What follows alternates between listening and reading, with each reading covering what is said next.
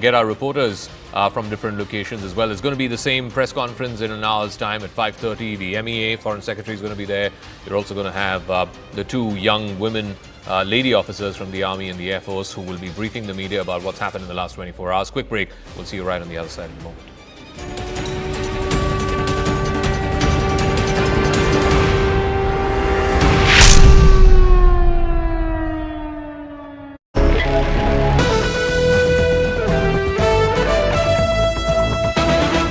Made one more threat against India. He has gone on to say, if no talks, then guns. This is what Khwaja Asif has said. He's been at the forefront of making inflammatory statements against India, but the Indian intelligence agencies see this only as a sign of desperation. It also depends on what side of the bed he wakes up in the morning, because some days he talks about stopping the escalation where it is, that if India stops, we will stop. Then another day he wakes up and threatens India with nuclear weapons. This is the same man who has, of course, gone on international media to accept that Pakistan was doing the dirty job of the US and the West for 30 years when it was funding, training and harboring terror groups inside its territory. My colleague Anand is also joining us to break this down further for us. How seriously are we to take Khwaja Asif? Well, Bharat is not taking Khwaja Asif seriously because he's highly discredited himself by the comments that he's made. But there is a picture behind the picture. Khwaja Asif is worried about his political constituency, that is Sialkot. Sialkot has undergone some heavy pummeling and punishment with the air defense systems, reportedly also totally damaged because of Bharat's counter-reaction to Pakistan's military strikes. What one needs to listen carefully when we listen to Khwaja Asif speak is, he says that we cannot afford to carry this on for long. He's trying to put words and project it in a way that Pakistan is at a position of strength, but in that line itself emerges Pakistan's vulnerability. Pakistan does not have the faculty, the funds, nor does it have the fortitude to be able to continue an intense engagement with Bharat. And that is something that is coming through from Khwaja Asif and his nervousness. So much so that he is contradicting himself within 12 hours of his interviews between one media platform to another. So that is the reason why, because the Pakistanis don't know what's hit them. The other part is that being the defense minister of Pakistan, he's actually come across as clueless and quite literally kept in the dark by the military establishment. And that itself is there for us. So somewhere from the Indian think tank and the Indian government, the more Khwaja Asif speaks, the better for Bharat, because the more Pakistan gets exposed globally. Absolutely. Anand, we're getting an excerpt of his latest statement, I believe. Let's just play that out for our viewers. Direct talks नहीं होती इस वक्त हमारे NSS की, हमारी government की और India की गवर्नमेंट की, और वो नहीं सुनते, तो फिर क्या अगली बात, अगर टेबल पे बात नहीं होती, तो क्या अगली बात बंदूक पे होगी, बंदूक के जरिए होगी? जी बिल्कुल, that is the only option left to us. दिनों में पाकिस्तान को फैसला करना होगा, घंटों में करना होगा, और we still have the luxury कि अच्छा एक दो हफ्ते और देख लेते हैं चीजें बने. We do not have the luxury of waiting for days. मैंने plural इस्तेमाल किया. We do not have the luxury to wait. This patience will cost us. So we have to stop them right now in the tracks. कि ये चीज जो acceptable नहीं है. ये हमने 2-3 दिन देख लिया है कि de-escalation की possibilities की जो उम्मीद लगाई थी, लेकिन ये de-escalate नहीं हो रहा. So Pakistan is taking things, a bit a notch up now or further. Direct talks नहीं होती इस वक्त हमारे एनएसएस की, हमारी गवर्नमेंट की और इंडिया की. All right, there you heard it. A bit of a leading question there, but the defense.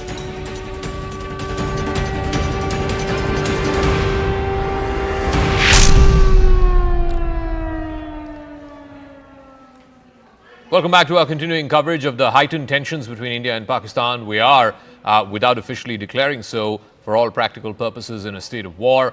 The Board of Control for Cricket in India, the BCCI, has decided to suspend the remainder of the ongoing Tata IPL 2025 with immediate effect for 1 week. Further updates regarding the new schedule and the venues of the tournament will be announced in due course of time after a comprehensive assessment of the situation in consultation with relevant authorities and stakeholders. This was, of course, announced a short while back by Rajiv Shukla, who is part of the BCCI and someone who has been talking about this for a while. So they've decided to suspend the IPL for a week starting today. Let's listen in to some reactions coming through. Mr. Dhumal, the BCCI and the IPL have taken the decision to suspend the IPL, but only for a week. Just give us a sense of why this decision was taken. What was the considerations? See, given the situation as of now, we thought it appropriate that it doesn't make sense to have the tournament going on for a while. And as the situation unfolds in the coming days, accordingly, we'll take a call. So, initially, the news was that you may be considering to suspend the entire remainder system, but you've chosen to only do it for a week. The reasons behind that? That was just a speculative story. I don't know where it came from, but we were considering and we were discussing with all the stakeholders, and it was thought appropriate to suspend it for a week, assess the situation, and then take a final call. Right. And can I just get your mind on what is the possibility now after a week? You'll obviously watch the situation closely. If it doesn't improve, if there's escalation, then of course further calls to suspend it will be taken, right? See, as of now, as you know, the entire country is focused on winning this war, and we want to show our solidarity with our armed forces, with our government. So that is the focus as of now. We are not considering anything else as of now. So we'll review the situation and accordingly take a call after discussing with all the stakeholders. Any contingency plans on whether could be played outside India the remainder of the season or at limited number of venues, things that IPL has done in the past? That has not been thought over as of now. So as the situation unfolds in the coming days, accordingly that call would be taken. All right. Thank you so much. Thank you. All right, I want to go across to this piece of breaking news. We're talking about the remnants of what happened last night in that 3-hour drone swarm. A part of a Pakistani drone is found in a place called Kishangarh. This is in Jaisalmer in Rajasthan, where, of course, there was a swarm of drones a little late in the night yesterday. The entire area is now cordoned off. Army and civil defense are at the spot with the ambulance on standby. Anvit is now joining us. How do we know that this is part of a Pakistani drone? Yeah, Zaka, see what we are being told by the locals and the authorities here that it is a part of a cell of a drone that is attached to the cell, and many such cells are attached to drone. But they are saying that when these cells fall off a drone, they might also explode, and that is the reason why you can see a military vehicle is here. They are here deputed here since last night. You can also see civil defense people there, and right now, as you can see on your screen, there are sacks of sands which have been used to cover that part of cell that has fallen, and you can right now see the army and civil defense officials. You know, they have surrounded it. Their attempts will be made to defuse it as well, what we are being told, but some confirmations and some permissions are awaited from the senior authorities, following which the diffusion it will be carried out. And civil defense people have been here since last night, and so have been the military personnel. They're keeping an eye. The entire area, because it's a residential area, it has entirely been cordoned off, and it is a residential area. You can see houses are there, and these houses have been vacated because it is being said that the cell that has fallen, if it explodes, it may cover an area of at least 40 to 50 meters. So all the houses in the proximity have been cleared. Ambulance is also on standby, and all the precautions are being taken that are required so that no injury happens when the cell explodes or if any mishap takes place. So all the precautions are being taken, and what we are being told that some permissions are required, and after that the diffusion will be carried out.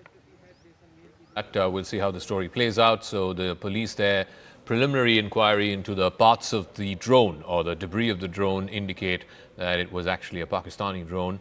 Well, it bolsters India's case to prove that what happened last night between 8 o'clock and 11:30 was a swarm of Pakistani drones that was sent to violate Indian airspace and attack India. All right, I'm going to take a quick break, but news and updates continue right on the other side. Now, there's been a lot of, fake news and disinformation and misinformation, especially last night in the aftermath of that drone swarm. All kinds of news were floating around in the internet, particularly on social media platforms like Twitter. We've been busting that. We'll talk a little bit more about that on the other side of this quick break.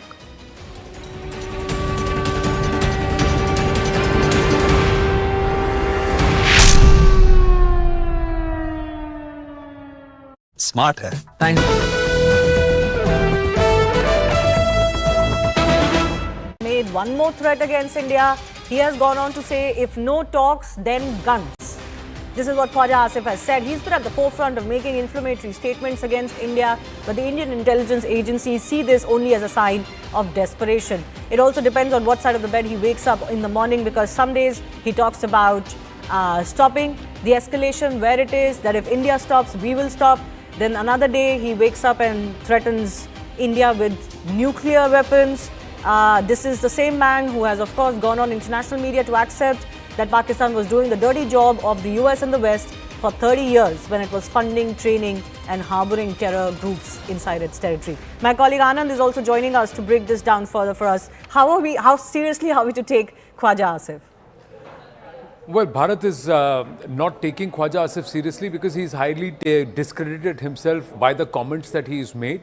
But there is a picture behind the picture. Khwaja Asif is worried about his political constituency, that is Sialkot. Sialkot has undergone some heavy pummeling and punishment with the air defense systems, reportedly also totally damaged because of Bharat's counter reaction to Pakistan's military strikes. What one needs to listen carefully when we listen to Khwaja Asif speak is, he says that we cannot afford to carry this on for long.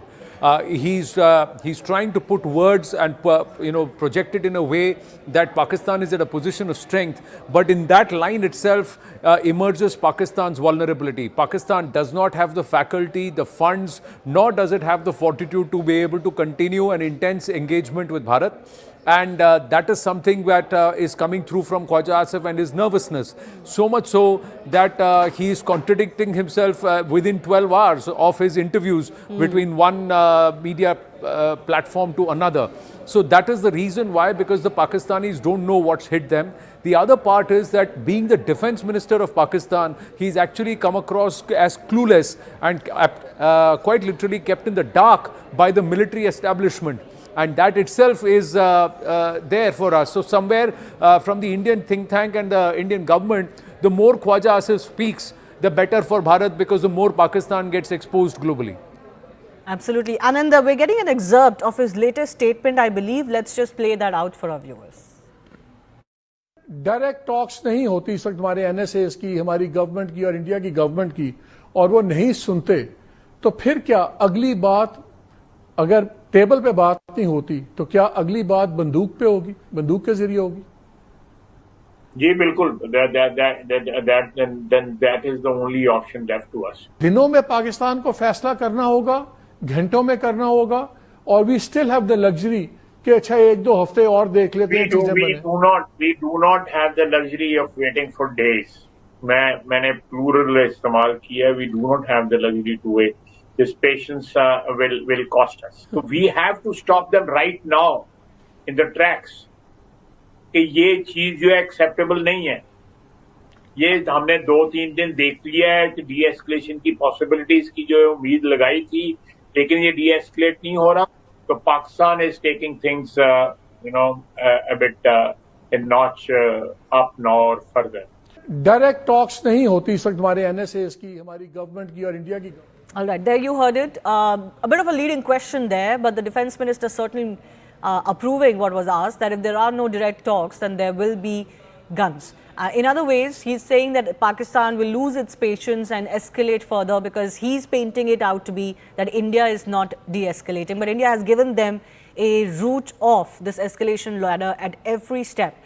Thrice now. After the Pahalgam attack, India conducted very surgical strikes on terror camps, but Pakistan retaliated. Then we hit back only in retaliation, in proportion, but they tried their misadventure again last night. Air Marshal B.K. Pandey and Brigadier Vinod Datta both continue to be with us. Thank you for your patience, gentlemen. Brigadier Vinod Datta, how do you see this bravado from the Pakistani establishment? I mean, they've not won a single war with India. They possibly cannot sustain themselves in a conventional war with India even today, but the bravado is endless. Yeah, I agree with you because this kind of pseudo confidence which they have, the kind of trust they have on false claims, the kind of destiny they have with having tall claims like even 65 and 71 war, 65.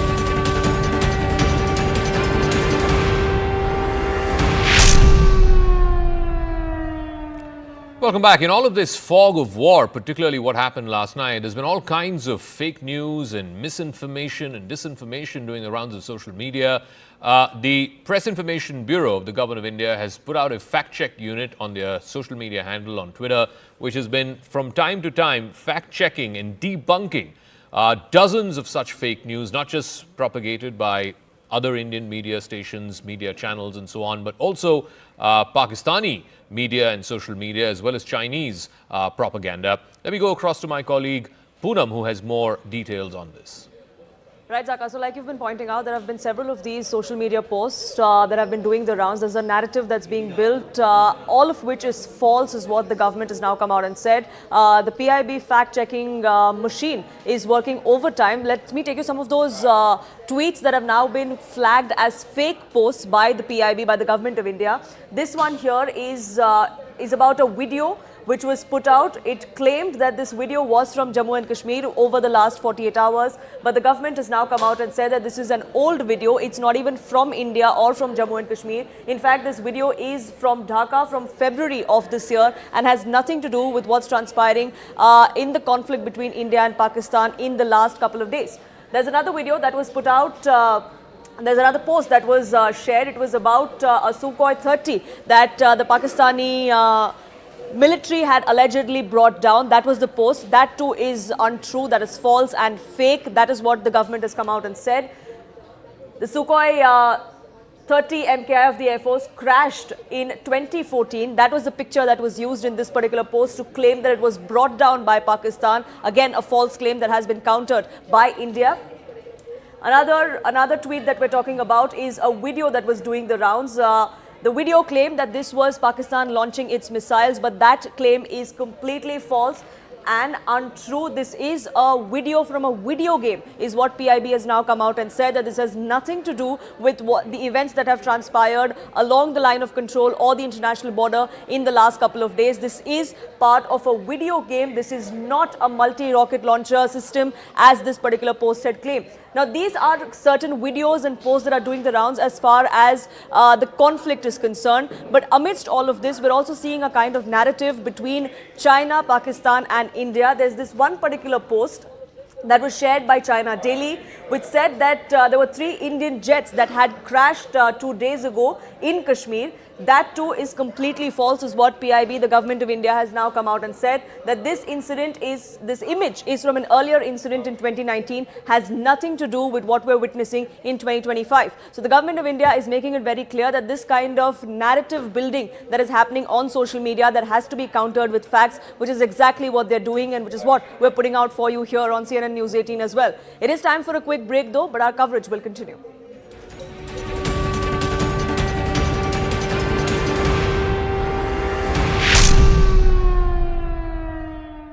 आपके घर के खाने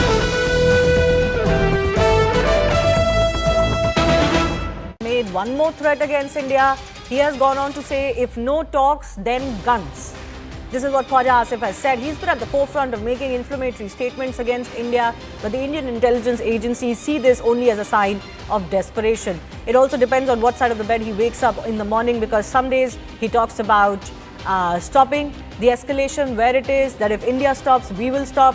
Then another day he wakes up and threatens India with nuclear weapons. This is the same man who has, of course, gone on international media to accept that Pakistan was doing the dirty job of the US and the West for 30 years when it was funding, training and harboring terror groups inside its territory. My colleague Anand is also joining us to break this down further for us. How seriously are we to take Khwaja Asif? Well, Bharat is not taking Khwaja Asif seriously because he's highly discredited himself by the comments that he's made. But there is a picture behind the picture. Khwaja Asif is worried about his political constituency, that is Sialkot. Sialkot has undergone some heavy pummeling and punishment with the air defense systems, reportedly also totally damaged because of Bharat's counter reaction to Pakistan's military strikes. What one needs to listen carefully when we listen to Khwaja Asif speak is, he says that we cannot afford to carry this on for long. He's trying to put words and project it in a way that Pakistan is at a position of strength. But in that line itself emerges Pakistan's vulnerability. Pakistan does not have the faculty, the funds, nor does it have the fortitude to be able to continue an intense engagement with Bharat.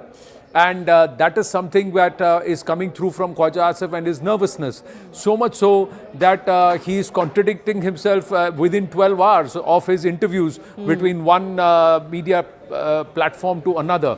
So that is the reason why, because the Pakistanis don't know what's hit them. The other part is that being the defense minister of Pakistan, he's actually come across as clueless and quite literally kept in the dark by the military establishment. And that itself is there for us. So somewhere from the Indian think tank and the Indian government, the more Khwaja Asif speaks, the better for Bharat, because the more Pakistan gets exposed globally.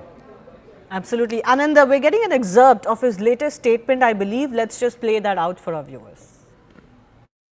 Direct talks नहीं होती इस वक्त हमारे NSS की, हमारी government की और India की गवर्नमेंट की, और वो नहीं सुनते, तो फिर क्या अगली बात, अगर टेबल पे बात नहीं होती, तो क्या अगली बात बंदूक पे होगी, बंदूक के जरिए होगी? जी बिल्कुल,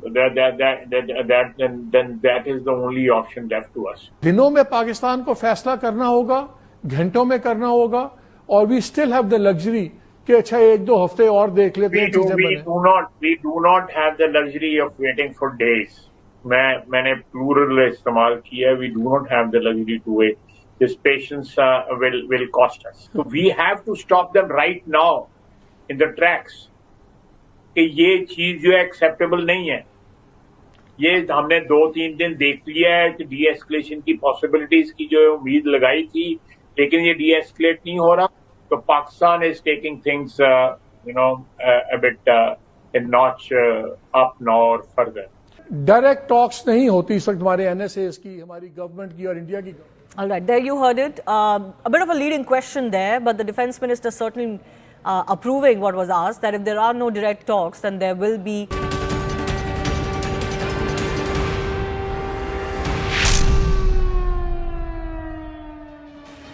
All right, as we count down to the press conference by the Minister of External Affairs, the Foreign Secretary, and the two young women officers from the Indian Army and the Indian Air Force, which happens at 5:30 every evening. We're counting down to that. This is what has happened over the last 24 hours. Last night, between 8 p.m. and 11:30 p.m., there was a swarm of drones across 24 cities, largely in northern India and western India, all the way from Jammu and Srinagar up in the north, up to Kutch in Gujarat. That was targeted in a swarm of drones that were sent over from the other side. The official Indian Army statement says, and this was released this morning, I guess we'll get an update in half an hour's time when the Foreign Secretary briefs the media. The official Indian Army statement says it was anywhere between 45 and 50 drones, but turns out that it could be much, much more than that. What the exact figure is, like I said, we're awaiting that press conference at 5:30. Almost all of it was thwarted by the air defense system that India has built, both indigenous as well as the imported one, the S-400, as well as the L-70s. We'll try and explain all of that to our viewers and more. My colleagues Anand Narasimhan and Rahul Shivshankar are here.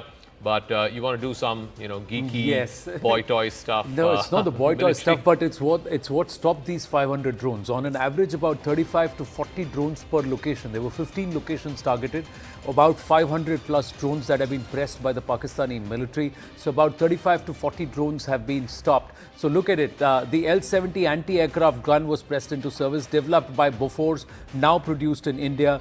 This is a 40mm gun modernized with radar, electro-optical sensors and also auto-tracking systems. It can fire 240 to 330 rounds per minute with a range of up to 4,000 meters. The L-70 excels in anti-drone warfare, and it also has the ability to try and saturate the object in the sky with predictive fire. So also it makes it very effective against swarm attacks. So this is called a mini swarm because the swarms can extend anywhere from 20 drones to about 200 drones at a stretch can be sent. So that is a possibility, but 35 to 40 is a swarm of drones.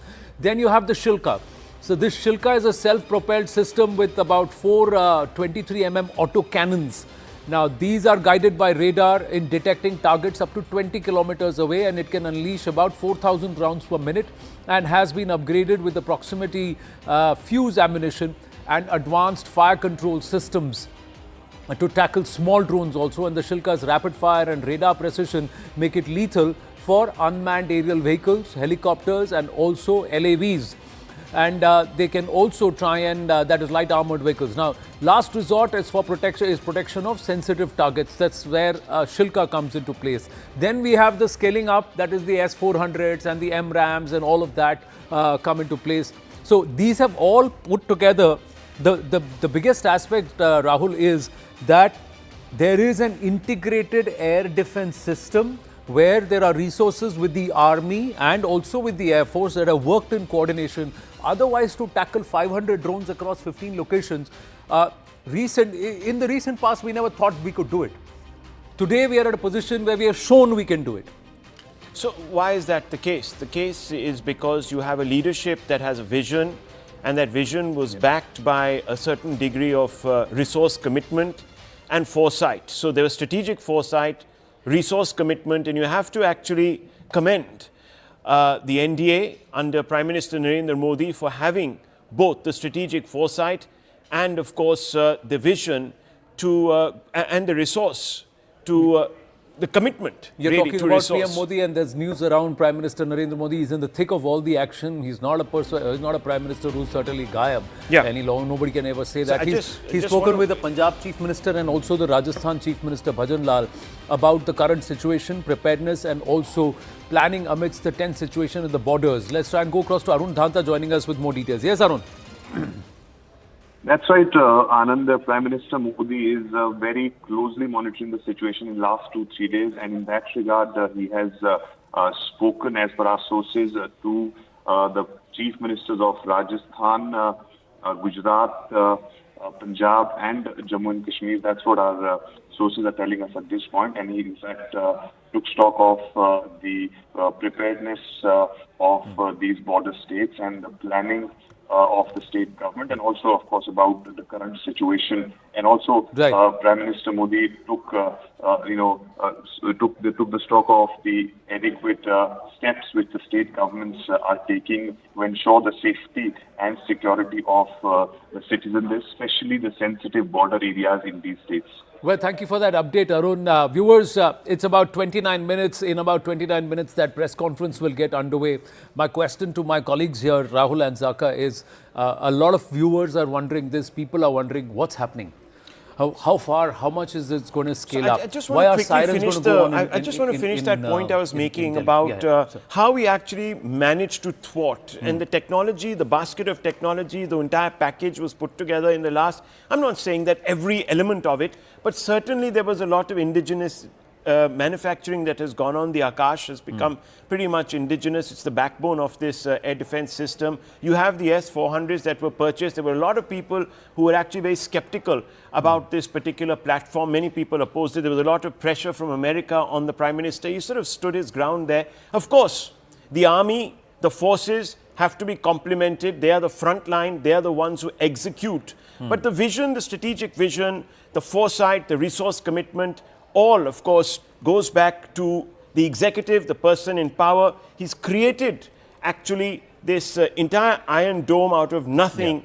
And one has to actually come to the table and say, look, yes, I think Narendra Modi built up to this point. Perhaps, therefore, we can do the things we are doing today. We've also visibly attacked in Pakistan. Now, to answer your question, visibly attacked inside Pakistan, but stuck right now. We don't know what's going to be told to us at 5:30, but certainly on the evidence of the pictures that we have seen, we have struck terror targets and basically shaken up the entire terror infrastructure and the ecosystem in Pakistan. We've also shocked the Pakistan army. We've shocked the army. They never thought that we're going to do this, and we've shown that we can. Absolutely. And we'll do it better than them. We've built up this, to use this phrase that we're always using, ramp.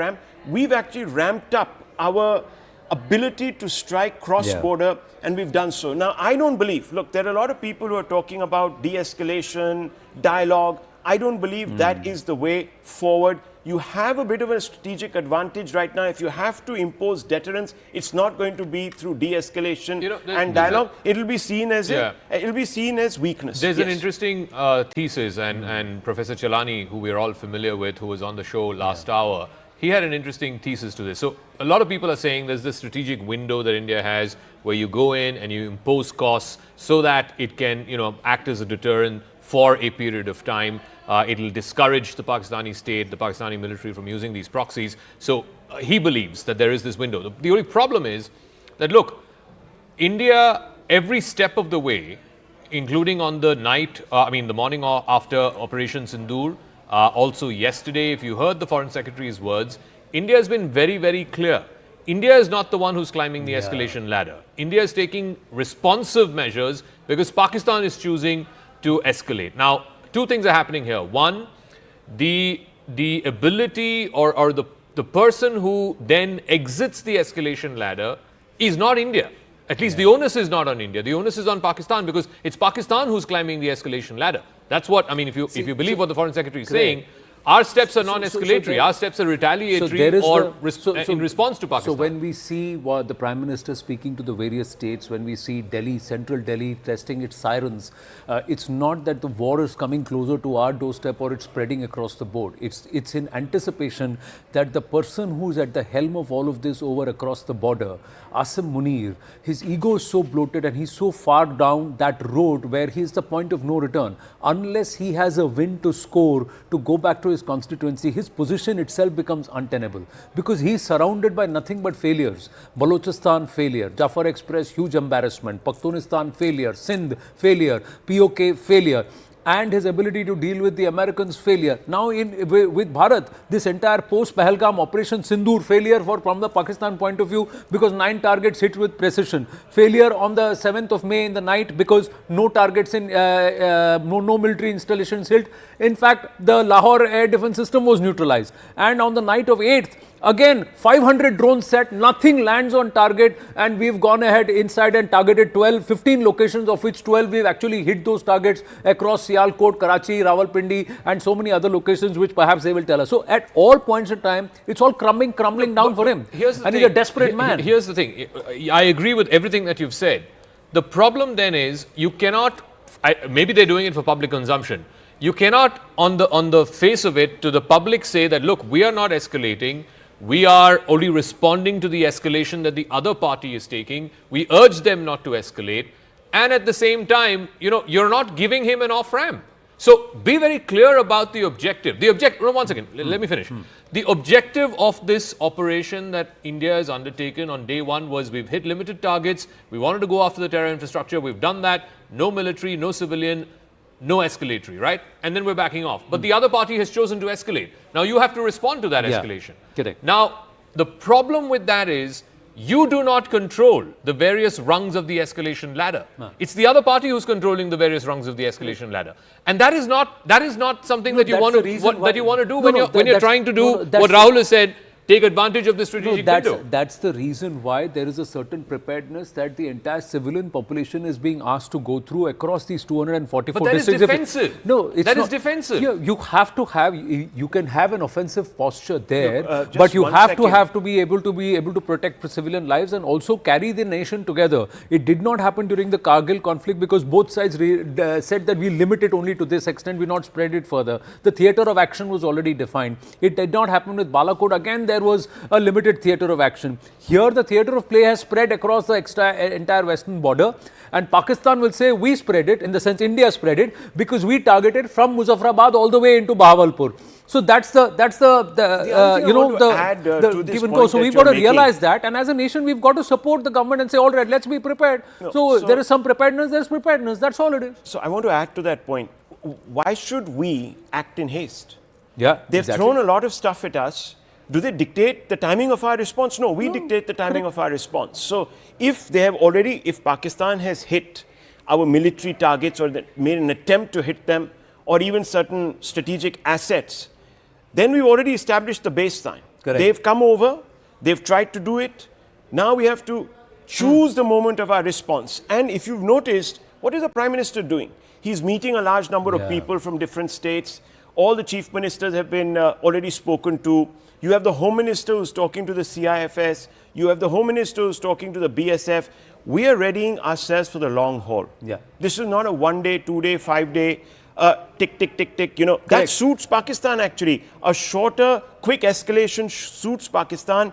Sweating it out, waiting, letting the pressure, burning resources doesn't suit Pakistan. So if we have the stamina, that's the unknown question. If we have the stamina, we can actually attenuate them. And yesterday in that all-party meeting, a question was actually put: do we have the ammo? Do we have the legs, etc., etc.? And Rijiju said, of course, we have it all. We've been building up to this moment. We also have our supplies. A lot of them are indigenous. We're not going to talk about where these things are made, who's making them, but we are quietly there is a supply line, there is a supply line, there is a strength, and there is also there is a stern resolve, but more importantly, there are deep pockets. Bharat can afford it for it to be a long-drawn game. Pakistanis can't. Now, this is where personally, I would like to give credit to Prime Minister Narendra Modi and his vision or thought process, because 12 years ago, Zaka, you, me, all of us were in this profession at that time too, when the defense minister of the country comes and says, sorry, I cannot add to my squadrons because I have no money. Sorry, we can't buy more because we have no money.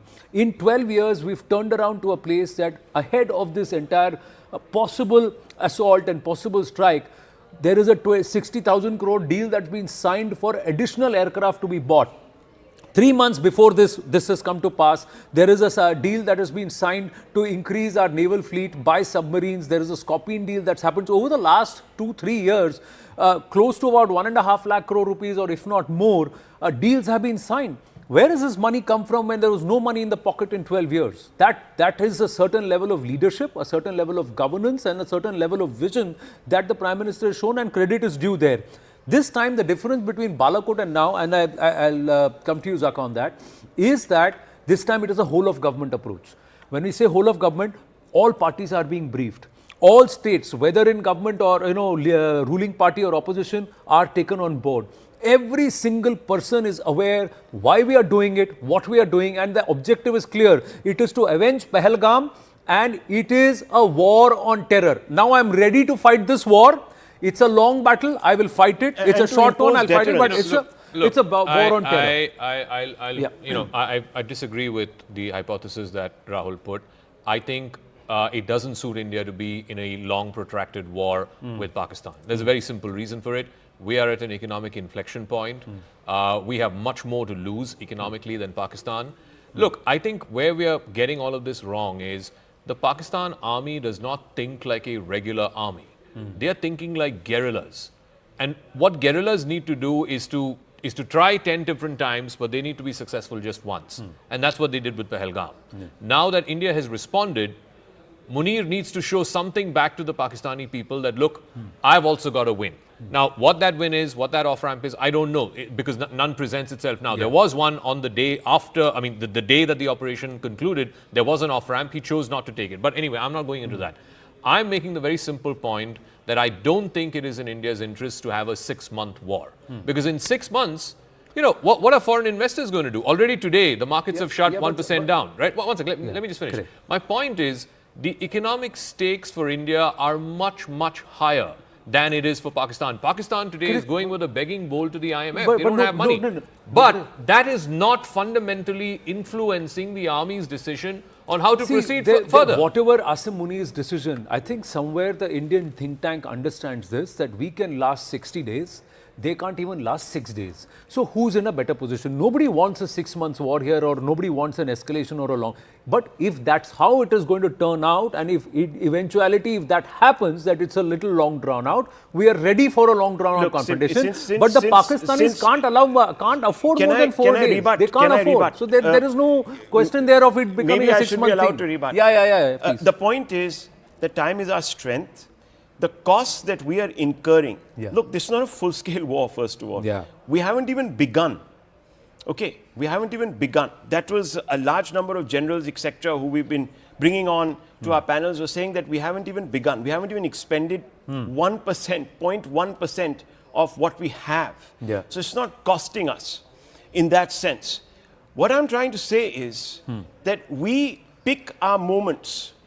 We pick 2 weeks down the line. We pick another 3 weeks down the line. That's already a month and a half. We do something here, we do something there. These guys have to be in a state of maximum alert. They have to be deployed. When I say these people, I'm talking about the Pakistanis. They have to be deployed. They're also being bled internally, as you know, and you made those references. They have no money. A short, quick, very, very visibly explosive, extremely perilous contest serves them because they go running around the world and say, look, man, this is a nuclear charged place. And, you guys have to come in. So people will come in and they defeat our strategic objective. What is our strategic objective? Is to impose deterrence. We will not be able to impose deterrence if we don't go up significantly on that particular ladder over a period of time. It could also be kinetic. It could also be kinetic. It could be non-kinetic. Time is our strength. It could be 6 months down the line. We could suddenly strike them 6 months down the line. It's not a 6 month. What is the objective? What is the objective? Is to impose deterrence costs on sustained costs. Sustained costs on Pakistan. That's the fundamental. It's not a continuous fight. And the other thing is, it's not a war against Pakistan state. It's not a war against Pakistan people. It's a war against Pak emanating terror.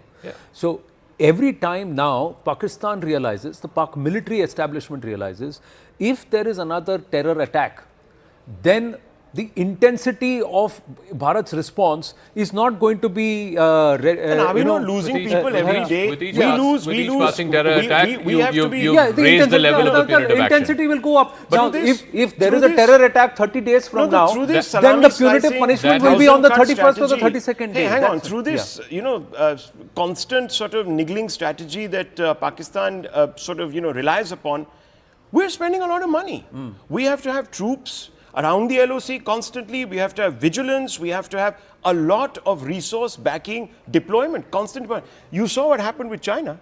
We were in a long, continuous. The Chinese engagement is more a stare down. It's a stare down. It's not a direct engagement. You had to deploy. That was costing you money every day, and it was in a remote area. So, look, let's add that factor that despite having to deploy heavily, immensely along the LAC and to occupy those peaks over 2.5 years, there is a certain deterrence and there is a certain ability that's been built, and that's again further credit to the leadership and Prime Minister Modi. But in this case, what I'm trying, my limited point is, Bharat will escalate the rate and the intensity and go further in and become far more punitive if there is a terror strike. We had the update that a lot of the LOC shelling, a lot of the cross-border shelling at the IB in Jammu Kashmir region was to try and push infiltrators to try and do something as a proxy on Indian soil. Now, if that happens, then Pakistan has committed harakiri, because that gives Bharat a free handle to go back and go further and really escalate the intensity to say, that's my war on terror, because they have committed another act on terror and they have come from there. Look, so that's what it is. Now, Pakistan has to say, I'll back off now. There's no off-ramp now for Pakistan. No, 1 second. I'm making a very simple point. We have been stuck in this cycle of terror attack followed by punitive action, terror attack followed by punitive action, for a while now, for a good 20, 30 years. Now, my point is... What punitive action have we taken before? Uri was a punitive action. Not 20, Balakot was a punitive after action. Kargil. No, 1 second. There has been no action. We've had Operation Parakram. I mean, you've been around long enough, Rahul. You know that. For a year, we were on a standoff. But that's fine. I mean, didn't that cost money? We didn't strike from all the visible information out there. You think if we struck, we would have ended terror? And look, we didn't suffer. Who suffered? Pakistan has gone from an economy. No, hang on. cost the Indian Pakistan economy. over 25 years. Look at the numbers. It's about who can afford it also. Pakistan 25 years ago. 25 years ago. Hang on. The per capita income, GDP per capita of Pakistan 25 years ago was almost at India's level. In fact, it was even more. Today, look at where they are. Correct. We have actually bled them dry economically, and why? Because they've had to spend a lot of money boosting their defense. We've gone up. You are making the point that I was making, that at the end of the day we are economically at a much higher place than they are, and therefore we have much more to lose economically if this goes on for a protracted while. Now, look, there are only two things that can happen over the next immediate term. Let's say in the next few weeks. There's either of two things can happen. One, somehow there is this face-off that's going on, this back and forth that's going on for the next few days, and somewhere in this escalatory ladder, Munir gets an off-ramp and he says, okay, I've got this win, and we call it off for now. This is one option. The other option is that we choose not to give Munir that off-ramp. And I think India has made that decision not to give Munir that off-ramp. So then you climb the escalatory ladder one by one, to the point where it comes where from within the Pakistani establishment, and we've seen this in the past in Pakistan, somebody then turns around and says, this guy is taking us down the gutter, let's try and get rid of it. Now, my point is, are we today saying that that is happening in Pakistan? I don't see any evidence of that. From whatever I see the civilian government currently in Pakistan probably one of the weakest in Pakistan's history. So in terms of who's the challenger to Munir, who is the savior of Pakistan? Imran Khan was the savior boy, right? 5 years ago. There is no Imran Khan today. He's in jail. He might still be the most popular politician. Things change very quickly on the ground. Of course it does. Coups happen overnight. Look at Musharraf deposing Sharif. It happened within, even Musharraf didn't know. He knew. He was in Sri Lanka flying back. Let's remember Pervez Musharraf or even Qamar Javed Bajwa or even Asim Munir when he was DG ISI, there was a certain unity within the armed forces. With Asim Munir, Faiz Hamid, thereafter, the rank and file are totally divided. There is a huge division within the Pakistani army, and there is a huge Munir has gone after generals. Correct, and there is a huge number of people who don't want this escalation because they know Pakistan can't afford it. See, Pakistan is only going to get further dismembered or further in disarray if this conflict or if this continues to escalate with Bharat. Bharat will lose, yes, but the bigger loss is going to be Pakistan because the shape of Pakistan will change if Asim Munir continues to go and the Pakistan military establishment allows Asim Munir to continue down this road. We got more news and we'll come back to this. CNN News 18 getting exclusive inside details of Jammu attack, Pakistan's attack in Jammu. Intelligence sources say that Pakistan attempted to target 40 places by drones. This was to test the entry and exit points of Indian defense system. Drones were sent by them without ammunition and small explosives were attached with them. Akash now joins us. Akash, so that first wave of drones that went across to try and multiple locations, was it to try and see where the placements are, where the defense systems are and where it is placed? And thereafter the projectiles came. So there was a probe and then there was the actual attempted incursion. Yes, Anand, at least, agencies are suggesting like that because they are saying that maximum of these drones did not have any explosive. And in fact, this is the reason why they are anticipating another attack this evening, because they are saying that yesterday they wanted to check our capabilities, and this is the reason why they attempted several places. In fact, multiple cities of the northern and western India, including Leh, including Gujarat, and locations like Bhuj. But many of these drones did not have explosives. Yes, rockets and missiles also came. But then, there is a feeling that they wanted to just check the capabilities, and that's why they, sent these empty drones. Now, agencies are saying that once again they can attempt, and in fact, the same locations with explosives, because now they know that we can engage a certain, sort of drone or what is the kind of technology we have employed. But then there is a surprise element as well. And agencies say that they have not yet revealed as to what they employed to engage these threats. Right. So what Akash is trying to say is that the first set of drones that came did not have too much of munition, but the drones were sent across locations just to see where the defense systems were coming. After which the Chinese guided missiles and some of those loitering munitions were sent across. But there was another backup, or there was the next level that was ready to even intercept those. And that's what perhaps took the Pakistanis by surprise. So you send a probe just to see kaun kahan pe hai, and then you send the next to see if that can be done. So that was what was attempted. That is some satellite, that footage. Those are visuals of drone being shot down. Around 500 drones were launched towards Indian positions by Pakistan Army last night, which was sighted at 24 locations from Siachen base camp in Ladakh to the Kutch area in Gujarat. Around 50 of these drones were destroyed by the air defense guns, while 20 were brought down through soft kills. Most of the drones were unarmed. Now, this is surprising. They were cheap drones. They were unarmed. They didn't have any explosives. So the intent was not necessarily to inflict damage. The intent was to see where they are placed. Where they are placed, and suppression of enemy air defense systems. SEADs. That's the military term for it. That's what Wing Commander Augustin Vinod yesterday said. It's SEADs, and then there is DEADS, which is the destruction of the enemy air defense system. I think yesterday was a probing mission. So again, I keep going back to this. So yesterday was the first step in the escalatory ladder. They've sent this swarm of drones all the way from Jammu and Srinagar all the way down to Kutch, all across the Western Front. The next step would be sending drones that have explosives with the intention of causing damage, right? So then you climb. The next step after that would be projectiles and short-range missiles. And the third step after that would be scrambling your jets. Yeah. So my point is, we're now locked in this escalatory ladder. Only two things can get us off that escalatory ladder. Either Pakistan and General Munir gets a face saver and exits, or India decides that it's not Pakistan who gets to decide how to escalate and when to escalate and which step to escalate. India then turns the tables on Pakistan and decides that we are the ones who are going to escalate. I don't see that happening I think that flip is one misadventure by the Pakistanis away. The flip or change in position from Bharat is one misadventure by the Pakistanis away. That's one. The other thing is, from Bharat's point of view, it's not a war against the Pakistani military. It's a war against terror. Now, as long as that terror exists and Pakistan doesn't back off from that and actually uses the entire might of the state to back those jihadis, this war is on. It's not ending anytime soon. Islamabad update, Saudi Minister for State for Foreign Affairs, Adel Zubair, has arrived in Pakistan on an official visit. He is expected to hold discussions on the ongoing tensions between Pakistan and India. And during his visit, the Saudi Minister of State will meet with Pakistan's top leadership.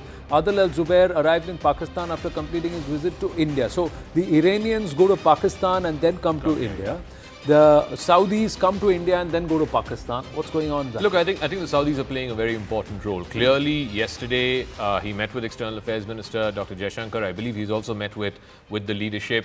Definitely, there is a message that has gone from the top leadership here in India through him to the top leadership in Pakistan. The other problem, and Rahul, you can weigh in on this, is that we're not talking. We're certainly not talking at the levels of the NSAs. We're not talking directly at the levels of the foreign ministers. We're certainly not talking at the levels of the two prime ministers. If the intention is to de-escalate by either party, then we should be engaging with the other side, because the point of mediation, point of mediation, like for example what Vance said, I think it's the first time that the Americans, I've been covering foreign affairs for a very long time, ultimately what brought Kargil war to an end? It was Bill Clinton who intervened and said, okay, let's back off from the brink. What stopped India from going full throttle after 26/11, other than the political leadership sort of vacillating? There was also conversations that the Americans had with the political leadership at that time. Even in 2019, when Balakot happened, it's been documented in Mike Pompeo's book. He had multiple conversations with Sushma Swaraj, and it sort of pulled both sides back from the brink, which, by the way, was also the Trump administration. This time around, and I'm quite surprised by what Vice President Vance said and what President Trump said earlier, that look, it's not our problem, it's up to Pakistan and India to figure it out. You could read it in two ways. One, we don't care, it's their war, they've been fighting for thousands of years, let them figure it out. Or the second is that if India chooses to escalate further, maybe the Americans will look the other way. Yeah. So it depends on how you want to read it. Well, see, the onus now, I think the person who's got to pick up the phone is Shehbaz Sharif. There's nobody else, or it is Asim Munir. So in this case, Asim Munir's position is untenable as far as Pakistanis are concerned. Any more terrorists and jihadis operating out of Pakistan is untenable as far as Bharat is concerned. So this is where the current situation is. Actually, Anand, I slightly differ with you on this one point. Look, if you have to enforce deterrence, you have to go after the mindset.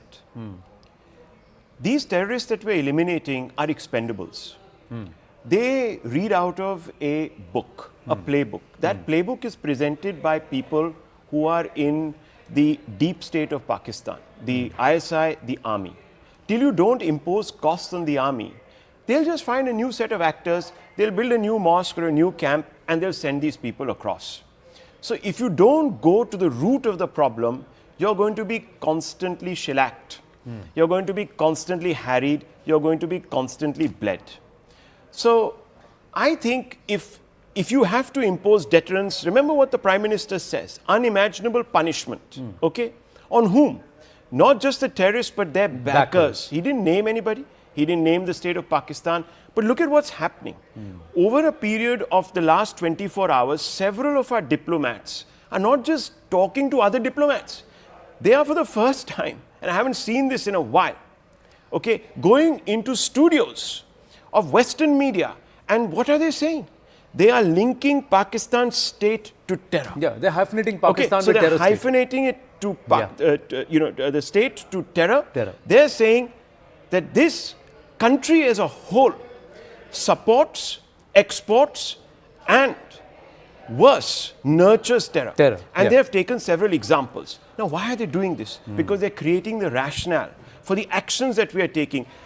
The non-kinetic action of reducing water flow, suspending the treaty, is not against the terror group. It's against the whole state of Pakistan. And it's a terror, the FATF, IMF, there's going to be a strong lobbying. Precisely. So that is against the state. Now, how that translates into kinetic action, look, I'm not a military expert. I can't tell a P1 or PL or whatever from a Phuljadi, to be honest. Okay. So, I mean, those are, other people who've covered defense, etc. I'm not even going to go there. That's why I like people like you guys who know your armaments, you know your triggers from your whatever, and you can tell the difference between a crow and a drone. I can't tell the difference between any of these things. So I'm just saying the kinetic options have to be on the table. Now, whether you do it in quick succession, if Zaka thinks that that is the best way, we'll get away with imposing quick costs and establishing deterrence. Well, those are calls that are probably being taken. Or you go for the long, let's hit them one after the other, find an excuse, bang here, bang there, keep them at this level, tire them out. Less than a minute to go for that briefing to get underway. Let's see if we have our reporters live there and we can get the live pictures from where the NMC, where this is going to be, the briefing is going to be. It should start in a bit. Let's see what the mindset is. And today, what Mr. Vikram Misri presents, that's the diplomatic point of view, because there is a diplomatic all-out. Like you said, there is a definition and a posture there to hyphenate terror with Pakistan. Last night there was even a clash about who should be leading that briefing, by the way. There were two experts on our panel that were sort of got a problem with the civilian side leading that briefing. They said, no, the military should be in charge of that. So, there can be a point of view, but in this case, I think it's a whole of government approach. The government is deciding. The NSA is the one at the helm of affairs, because the intelligence is what allows you to go ahead and form your tactical formulations, and the NSA is spearheading it with his wisdom and with his understanding of this entire region. So that's another point. And it's all happening under Prime Minister Narendra Modi. Who leads, who doesn't, I would love to see a short video of the stage. Have they walked we'll in see. I don't think the room, pictures. have they not? I don't think the pictures have started coming yet. The pictures should come in any moment. If I can quickly just weigh in. I mean, I disagree with Rahul. If you hear the exact words, and if we have the time, we can even play that out. Vinay Quatra, who is India's ambassador to the United States, went up on CNN. Wolf Blitzer was interviewing him, and he asked him specifically, is your war against Pakistan? And he said, no, we are not in a war against Pakistan. We're in a war against the terrorists. These were his exact words. So it is, there you go. Can we play that out? Can we play the soundbite, of what and then we should also play what Vikram Doraiswamy said. So you have the Indian envoy to the UK and the Indian envoy to the US, both sitting on interviews and both having... hang on. That has been done in a specific context. And the context is, why did you do this? Well, we did it to punish those actors. So but square that with the non-kinetic non-kinetic actions that you have taken. Those are not against terrorists. See, here is the... Those are to create disincentive against exporting terror and nurturing terror. Here is the whole story. The war is against terror. Who are the... If the military is standing behind jihadis and giving jihadis a state funeral, the Pakistan state is. So then, who's the state? Doesn't Pakistan become a state backer? So that is what the Prime Minister said. They're backers. No, one second. Can you explain to me? And this was incredible. I was here at 2 in the morning, and the first thing that I saw was that statement by the ADG PI of the Indian Army. And when that sentence, I read that sentence, it popped out for me. It said, the target of Operation Sindoor was not military installations. Why would the army say the target is not military installations? It's either a signaling to the Pakistani army that, look, we're not hitting you, or you're making that distinction. That statement made the distinction. That look, the military installations are something else, the terrorists are something else. But Zaka, they've made that distinction. No, things evolved. I'm not justifying that. I'm not disagreeing that there is an overlap. Of course there is an overlap. Let us at no point forget that Operation Sindoor was retribution for the Pahalgam massacre. Absolutely. So the germination of Operation Sindoor is from an act of Pak-backed terror, a terror that emanates from Pakistan. What changes the language of the diplomats is the pictures that speak 1,000 words. The pictures came on the 8th of May. the pictures of Hafiz Abdul Rauf leading the funeral prayer, the jihadis getting the pictures there, the jihadis getting a state funeral, and military officers standing in uniform behind that lot. That's the picture the diplomats have shown and say now the position changes because Pakistan as state has decided that they will back jihadis, they will back terror groups and terror tanzeems. I mean, why are they They've attacking always us? been. It's, Why are they attacking us? Yeah. I'm not. Why are they We picking attacked the terrorists terror infrastructure innocent and the civilians? Pakistan military is attacking our military installations. So they are the ones who are saying we are backing jihadis and jihadis are our soldiers. It is the government of India that has made that distinction. And it is there in pen and paper. Because we wanted to give him an off-ramp. We said that, listen, Okay. have the sense, take the off-ramp, my dear man. But they don't didn't. let your ego bloat you. Okay, they're all there. Vikram Misri is there, Colonel Sophia Qureshi is there, and so is Wing Commander Vyomika Singh. The briefing is just about to get underway.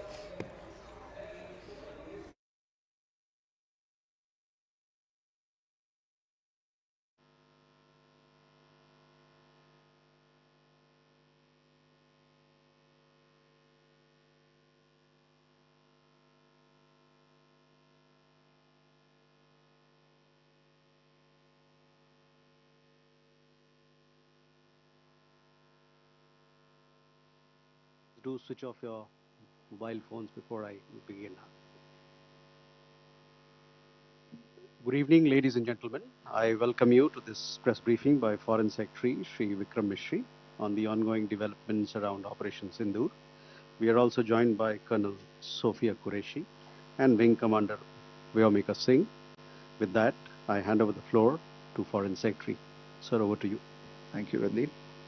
नमस्कार, good afternoon, आप सबका स्वागत है। और मैं सबसे पहले अनुरोध करूंगा कर्नल सोफिया कुरैशी से कि वो आपको आज तड़के सवेरे से हुई घटनाओं से अवगत कराएं। Colonel Qureshi. Thank you sir. नमस्कार। 8 से 9 मई 2025 की मध्य रात्रि को पाकिस्तानी सेना ने सैन्य बुनियादी ढांचे को निशाना बनाने के इरादे से पूरी पश्चिमी सेना पर भारतीय वायु क्षेत्र का कई बार उल्लंघन किया।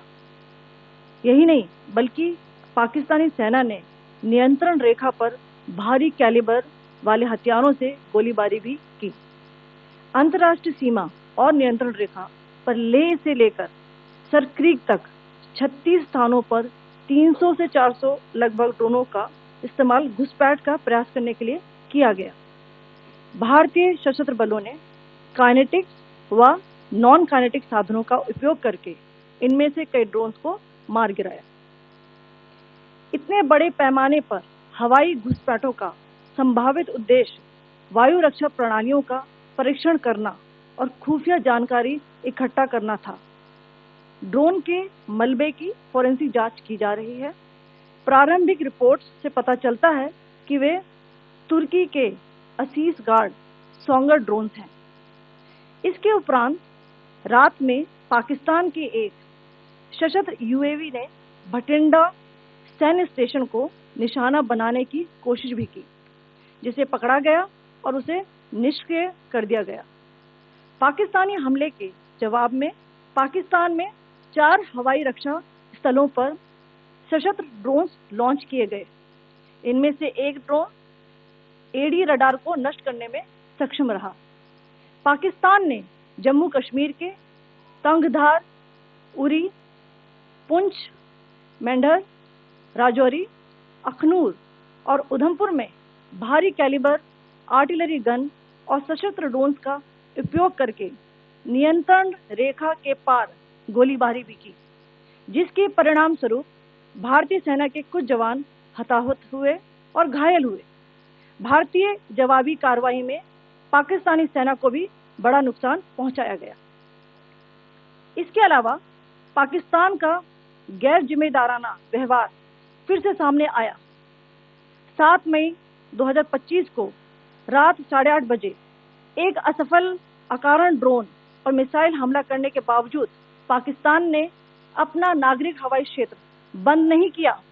पाकिस्तान अपने नागरिक विमानों को ढाल के रूप में इस्तेमाल कर रहा है, जबकि उसे अच्छी तरह से पता है कि भारत पर उसके हमले से हवाई रक्षा की तीव्र प्रतिक्रिया होगी। यह भारत और पाकिस्तान के बीच अंतर्राष्ट्रीय सीमा के पास उड़ान भरने वाले अंतर्राष्ट्रीय उड़ानों सहित नागरिक विमानों के लिए सुरक्षित नहीं है। यहाँ स्क्रीनशॉट में पंजाब सेक्टर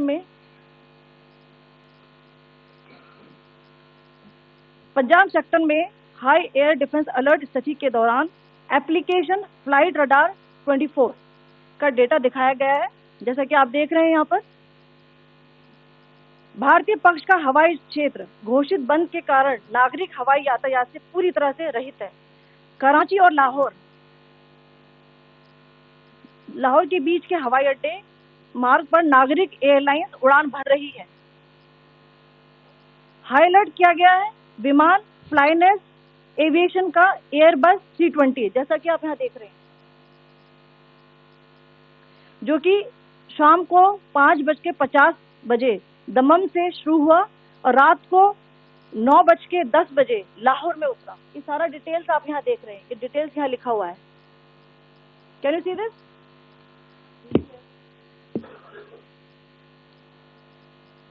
भारतीय वायुसेना ने अपनी प्रतिक्रिया में काफी संयम दिखाया और इस प्रकार अंतर्राष्ट्रीय नागरिक विमान सेवा की सुरक्षा सुनिश्चित की। धन्यवाद। जय Hind.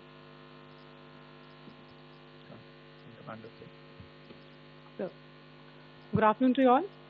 On the intervening night of 8th 9th May 2025, Pakistan military carried out multiple violations of Indian airspace along the entire western border with an intent to target military infrastructure. Pakistan military also resorted to firing of heavy caliber weapons along the line of control.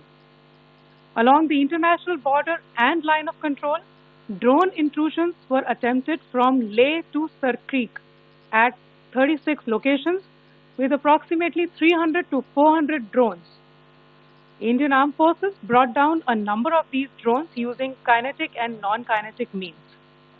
The possible purpose of these large-scale aerial intrusions were to test the AD systems and gather intelligence. Forensic examination of the drone debris is being undertaken. Preliminary reports suggest them to be of Aziz Guard Songa drone of Turkey. Later in the night, an armed UAV of Pakistan attempted to target Bhatinda military station, which was detected and neutralized. In response to the Pakistani attack, armed drones were launched at 4 air defense sites in Pakistan. One of the drones was able to destroy an AD radar. Pakistan also carried out artillery shelling across the line of control using heavy caliber artillery guns and armed drones at Sandhar, Uri, Poonch, Mendhar, Rajouri, Akhnur and Udhampur in Jammu and Kashmir area, which resulted in some losses and injuries to Indian Army personnel. Pakistan Army also suffered major losses in Indian retaliatory fire. Additionally, Pakistan's irresponsible behavior again came to fore. Pakistan did not close its civil airspace despite it launching a failed unprovoked drone and missile attack on 7th May at 8:30 hours in the evening. Pakistan is using civil airliners as a shield, knowing fully well that its attack on India would elicit a swift air defense response. This is not safe for the unsuspecting civil airliners, including the international flights which were flying near IB between India and Pakistan. The screenshot we just showed and we shall share with you, it shows the data of the application Flight Radar 24 during a high air defense alert situation in the Punjab sector. As you have seen, the airspace on the Indian side is absolutely devoid of civil air traffic due to our declared closure. However, there are civil airlines flying the air route between Karachi and Lahore. Amongst the other civil aircraft that you can see, we have highlighted an aircraft which is Airbus 320 of Flynas Aviation, which was originated from Dammam at 1750 hours and landed later at Lahore at 2110 hours in the night. Indian Air Force demonstrated considerable restraint in its response, thus ensuring safety of international civil carriers.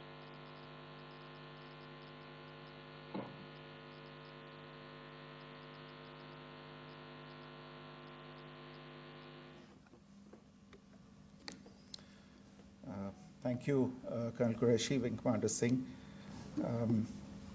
I have just a few points to share in addition.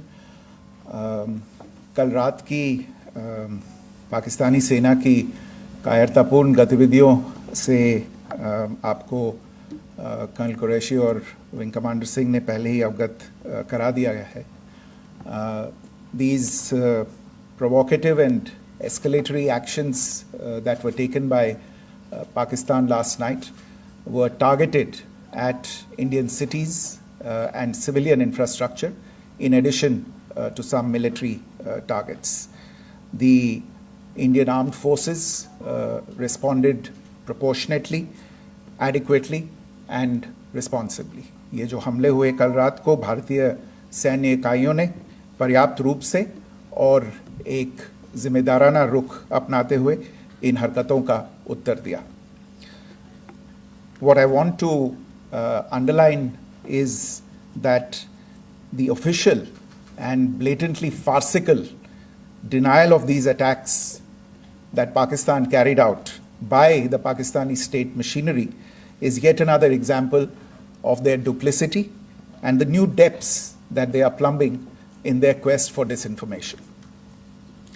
The other point in the same vein is Pakistani claims that they did not target or attack any religious places. You would recall that yesterday I shared with you an incident related to the attack on a Gurdwara in Punch.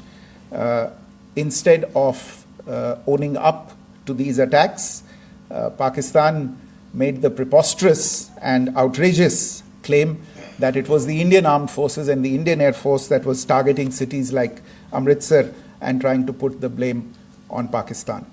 This is nothing but a desperate attempt by Pakistan to disown its acts of aggression, but it is also true to type in its effort to deceive and mislead the world. It will not succeed. The Gurdwara in Punch in particular was attacked by Pakistan, and some local members of the Sikh community, including a Ragi of the Gurdwara, lost their lives in this incident, as I shared yesterday. TV पर आप इस हमले के चित्र देख सकते हैं. In addition, that we would attack our own cities is the kind of deranged fantasy that only the Pakistani state can come up with. Perhaps they do it because they are well versed in such action, as their history would show. The last point I wanted to make this evening is again this disinformation that is coming from Pakistan about India targeting the Nankana Sahib Gurdwara through a drone attack. This is again yet another blatant lie and part of Pakistan's disinformation campaign. As we saw in the Pahalgam attack, Pakistan is again trying desperately to impart a communal hue to the situation with an intention to create discord. Again, we are not surprised. India's steadfast unity in itself is a challenge to Pakistan. Let me stop there. I have time only for a few questions and be happy to try and answer them. First, I call Siddhant. Siddhant, please. Hi, sir. I'm Siddhant from Beyond. So this is Siddhant, behind, please. The other Siddhant. Yes. Hi, sir. I'm Siddhant from CNN News 18. Sir, I only want to know from you the status of Kartarpur corridor. Is it open or not? You can. I think you're all aware of the situation along the entire India-Pakistan border and the areas around the line of control. In view of the existing security scenario, the services of the Kartarpur Sahib corridor have been suspended till further directions. We'll update you as and when there is a change in the situation. You have a question here, Rishabh? So, good evening, Ishwar from Times Now. So, you spoke about religious places being hit in Jammu. There's another religious place which is Carmelite nun church that has been hit. What do you have to say about it? If you can explain that. Yeah, actually, we do have some information about this extremely regrettable and condemnable incident during heavy shelling across the line of control in the early morning of 7th May. A shell fired from Pakistan landed just behind the Christ School run by the Carmelites of Mary Immaculate congregation in Punch. Tragically, the shell fired from Pakistan hit the home of 2 students of the Christ School. Both students unfortunately lost their lives and their parents were severely injured. Another Pakistani shell struck a Christian convent of nuns belonging to the congregation of the Mother of Carmel, damaging water tanks and destroying solar panel infrastructure. Several priests, nuns, school staff, and local residents took refuge in an underground hall beneath the Christ School during the shelling by Pakistan. The school happened to be closed at the time, fortunately. Otherwise, more losses would have occurred. Again, we have seen the Pakistani side targeting and shelling places of worship with a particular design. This includes gurdwaras, these convents and temples. This is a new low even for Pakistan.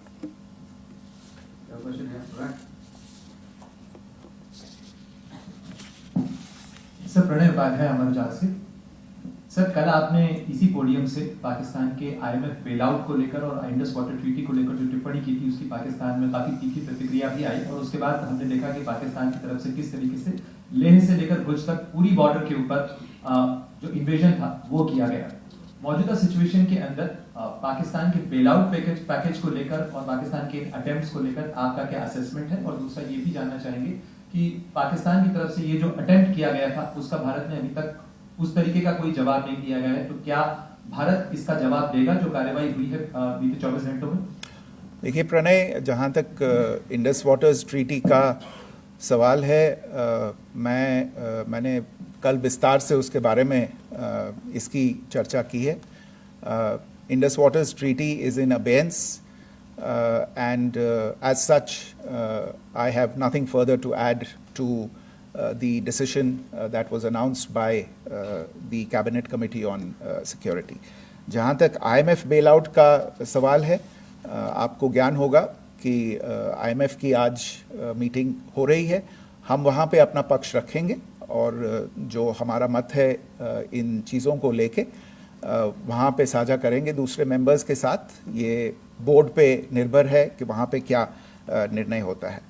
और जहाँ तक जो कार्रवाई हुई है उसका जवाब देने का जो आपने जो प्रश्न उठाया है, जो आज ब्रीफिंग हुई है, जो आपको सूचना मिली है, मैंने भी कहा है कि जो आज सवेरे तड़के सवेरे जो गतिविधियाँ हुई, भारत ने उनका एक जिम्मेदाराना पूर्ण तरीके से और एक पर्याप्त तरीके से उसका जवाब दे दिया है.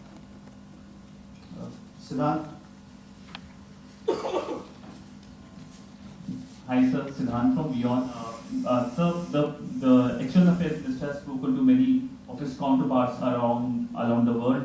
Yesterday he spoke to the US Secretary of State Marco Rubio. So what were the key areas of conversations during that call? Yes, the minister had a conversation with the US Secretary of State. As you can imagine, the focus of discussions was the terrorist attack in Pahalgam and the response that India mounted after that on the 7th of May. The Secretary of State shared his thoughts on these developments with the minister. The minister deeply appreciated the US's commitment to work with India in the fight against terrorism, and he also underlined the targeted measures that India had taken in connection with Op Sindoor. The minister also underlined that India would firmly counter any attempts at escalation from there. But in follow-up to that, as you are aware, there have been a number of other conversations. The minister had a conversation with the UK Foreign Secretary, David Lammy, today. There too, the discussion centered around countering terrorism, for which there must be zero tolerance. And I understand just a short while ago, the External Affairs Minister has also spoken to the Foreign Minister of Norway, Espen Barth Eide, which was also focused on recent developments stemming from the terrorist act in Pahalgam. One last question, Sudhi. Sir, once again, thank you for doing this. Shri Ranjan from Bloomberg. Once again, India had struck Bahawalpur the other day, which is also connected with the murder of one of us journalists, Daniel Pearl. If you could give us an understanding of what exactly are the reports that you're getting. Well, you're right. Bahawalpur is the headquarters of the Jaish-e-Mohammed terrorist group that is proscribed by the United Nations. Its leader, Maulana Masood Azhar, is a proscribed individual.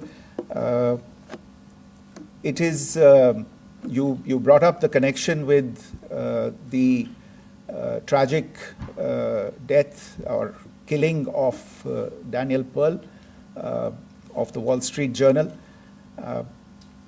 The Jaish-e-Mohammed was in some way directly or indirectly responsible for the death of Daniel Pearl.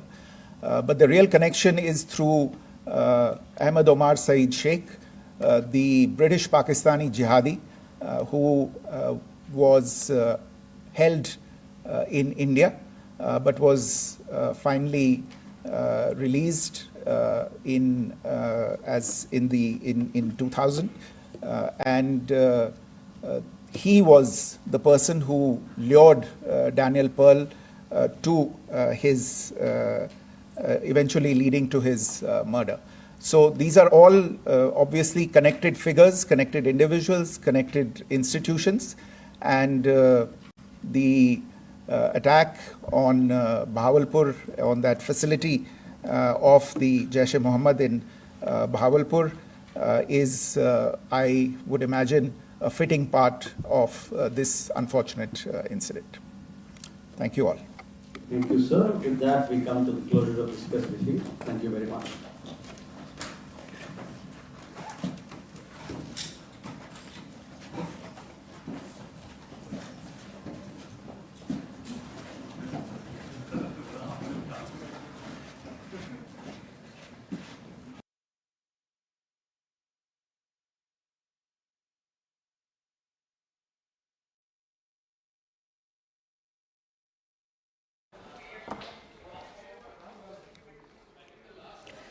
So that was the MEA and the MOD press conference, once again not just detailing the action that was done by Pakistan last night and also the retaliation from the Indian side, but also of course talking about the farcical denial by Pakistan as far as that action is concerned. As many as 500 drones and missiles were fired into India military bases and others were attacked. My colleague Siddhant Mishra was at that press conference. Siddhant, India calling out the farcical denial by Pakistan as far as that attack is concerned last night, calling it their duplicity and also the attempts to foment communal strife in India.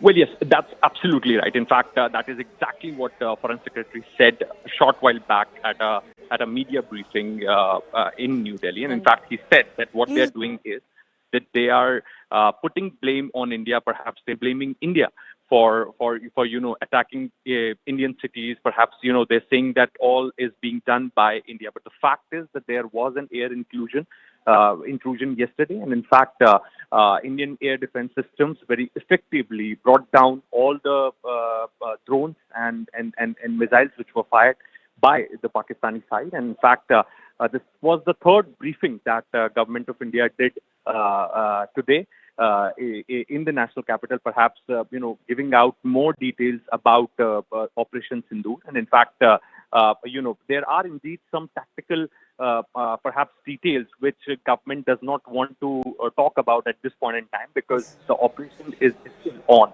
So Siddhant, if I have it correctly, the question about how India responded to Pakistan's escalation was asked. What was the response exactly on that question? Well, as far as India's response is concerned, then, Foreign Secretary also highlighted that how there has been a shelling on the religious places in the border areas. In fact, a Christian school was targeted. There is also other religious, sites which have been targeted. In fact, the intention of Pakistan is to hit a communal chord. In fact, Foreign Secretary also called Pakistan's action provocative and escalatory in nature. And in fact, the official denial of Pakistan shows their duplicity. This is what Foreign Secretary said. Just Siddhant, just stay with me. I've also got Akash Sharma joining us. Akash, of course, not much details as to India's retaliation that have come to light. If India has indeed attacked certain cities in Pakistan, of course we know that certain defense systems in Pakistan were targeted in a retaliatory manner, non-escalatory manner, but not much else details that have been given by the MOD or the MEA as of now. So it is possibly because, they are still anticipating, some sort of attack once again, maybe, because last night, whatever we saw was, maximum of these drones did not have any explosive. So possibly they are, assuming that it was to check the capabilities, and once again we can have something coming from Pakistan, and that's possibly the reason why they haven't revealed any sort of detail on our retaliation. But yes, we have confirmation from several sources that how India retaliated, and in fact several targets were there. I would leave it that because, we will of course wait for the official confirmation. But 2-3 things, Shivani, that I want to highlight here. First one, that these drones were Turkey-made drones. Second one, that Indian Army Jawans have got injured. And third one, that they were taking, in fact, they were using their civil airlines as shield. Yes. This is somewhere exposing Pakistan. They talk about professionalism, Shivani, and this is something that is exposing them. Flight radar data is somewhere showing that how at that point in time several flights were operated, and in fact were being operated from Lahore and from different other cities where they have their crucial air defense radars and structures. And at this point in time, what we have been told is that army Jawans are also injured, which is for the first time that has come to light, because till now we were under an impression that it was nowhere they have hit our targets. But yes, their artillery came in fact to our territory. Not only it has hit our armed forces, the personnel, but civilians have also got injured, and possibly this is the artillery fire that Colonel Sophia Qureshi was talking about, that our army Jawans are injured. We have been discussing about air defense, and we are talking about the air defense of Indian Army and Indian Air Force. And on that note, I'll try to show you the visuals. Shivani, I'm at Jammu Airport, and this is the place from where this all got initiated yesterday. At around 8 p.m., this is the place. Rajesh ji will show you. This is the airport. At 8 p.m. yesterday, we saw that, several drones were sent to the airport. And soon after that, the armed forces, specifically the Indian Air Force, that is basically, taking care of the security of this particular, Air Force, particular airport at this point in time, came into action. In fact, CRPF and, Jammu Kashmir Police and Indian Army are also there, and they reacted. AD guns were there. They started firing using AD guns and thwarted all those attempts. So, all of, when we talk about these 24 cities which were targeted, different military infrastructure and the locations. So, none of these attacks were successful. But yes, their targets were predefined, and they knew that where we have our military installation. Of course, it's an age where everything is available on the internet. But then too, at this point in time, agencies are anticipating that they will come back because of the fact that, maximum drones were without explosives, and possibly they were trying to check our capabilities. Indian Armed Forces are ready, and their operational operational readiness is at all-time high. Shivani. Yes, absolutely. Not just that, not just the Indian Army or the operational readiness at the LOC or the IB, even inside the country, as far as internal preparedness is concerned, that is also at an all-time high, possibly for the first time since 1971. We will get you those details also in just a bit, but Sushant Sareen, Senior Fellow, ORF, is also joining me. Sushant, you know, laughable, farcical, duplicity and all of those words used by the Foreign Secretary, Vikram Misri, to describe Pakistan's attempt at denying that they attempted anything. Yeah, Shivani, they're quite shameless about it. And they've done it throughout their existence. This is a standard operating procedure on the Pakistani side. This is how they operate. So there's nothing new in that, I think. It was quite visible what they were trying to do last night. And for them to, at that point of time, deny that we are not doing anything across the border was possible. And the night before also, they had tried it all along the length and breadth of the border. And still they denied it the next day that we haven't done anything. One thing which is not clear, Shivani, I wish your correspondent, if he's still online, can address that. From what I heard in the press conference, it isn't quite clear whether the casualties of the soldiers was in the shelling or it was in the drone attacks that have taken place. From what? Number one. Yes, go ahead. I'll try and get Akash back, but go ahead. Yeah, and Akash says that people were injured, soldiers were injured. But from what the word I heard was hatahat, which means killed. So I wonder if there's some clarification. Okay, so wait a second. Let me just bring Akash. He's with me. Akash, can you clarify on that front? I believe you had talked about injuries as far as the Indian Army and the BSF is concerned. Do we know more? Are there any fatalities? So I was talking about injuries only, and these injuries are because of the artillery fire that we have at the LOC and in fact, at the international border yesterday. Because as far as these drone attacks are concerned, so we have been given to understand that none of these was successful.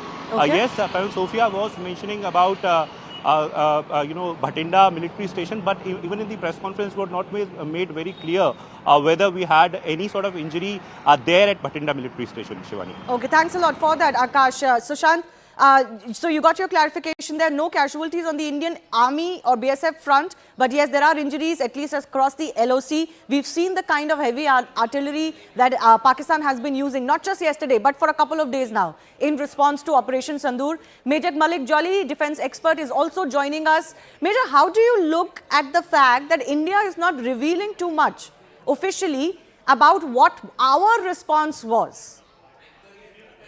So it is a very strong move. That is, I mean, given the overall strategy of how you conduct a war, that is how you do it. The thing is, Pakistan has a little habit of, chest thumping. They get a little gorilla-ish once these things start. And they start to announce everything we have done. Even if 10% of that is true, but they go ahead and start declaring everywhere, start making false claims. That is their, that is the backbone of their propaganda to keep everybody confident. Whereas they also know on ground they are suffering badly. India, on the other hand, acts a little mature in that manner that there is no point revealing armed forces when they get into conflict. Secrecies and surprise, those are one of the biggest assets that we have. If we start disclosing and start getting into that chest thumping, unnecessary jingoistic manner, we'll get into a very immature stance. So it is good that these press conferences are very mature. They are very professional.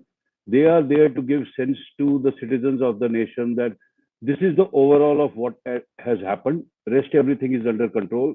What you should know is we have situation under control. Majority of drones were shot down. There have been hardly any injuries as Pakistan had expected.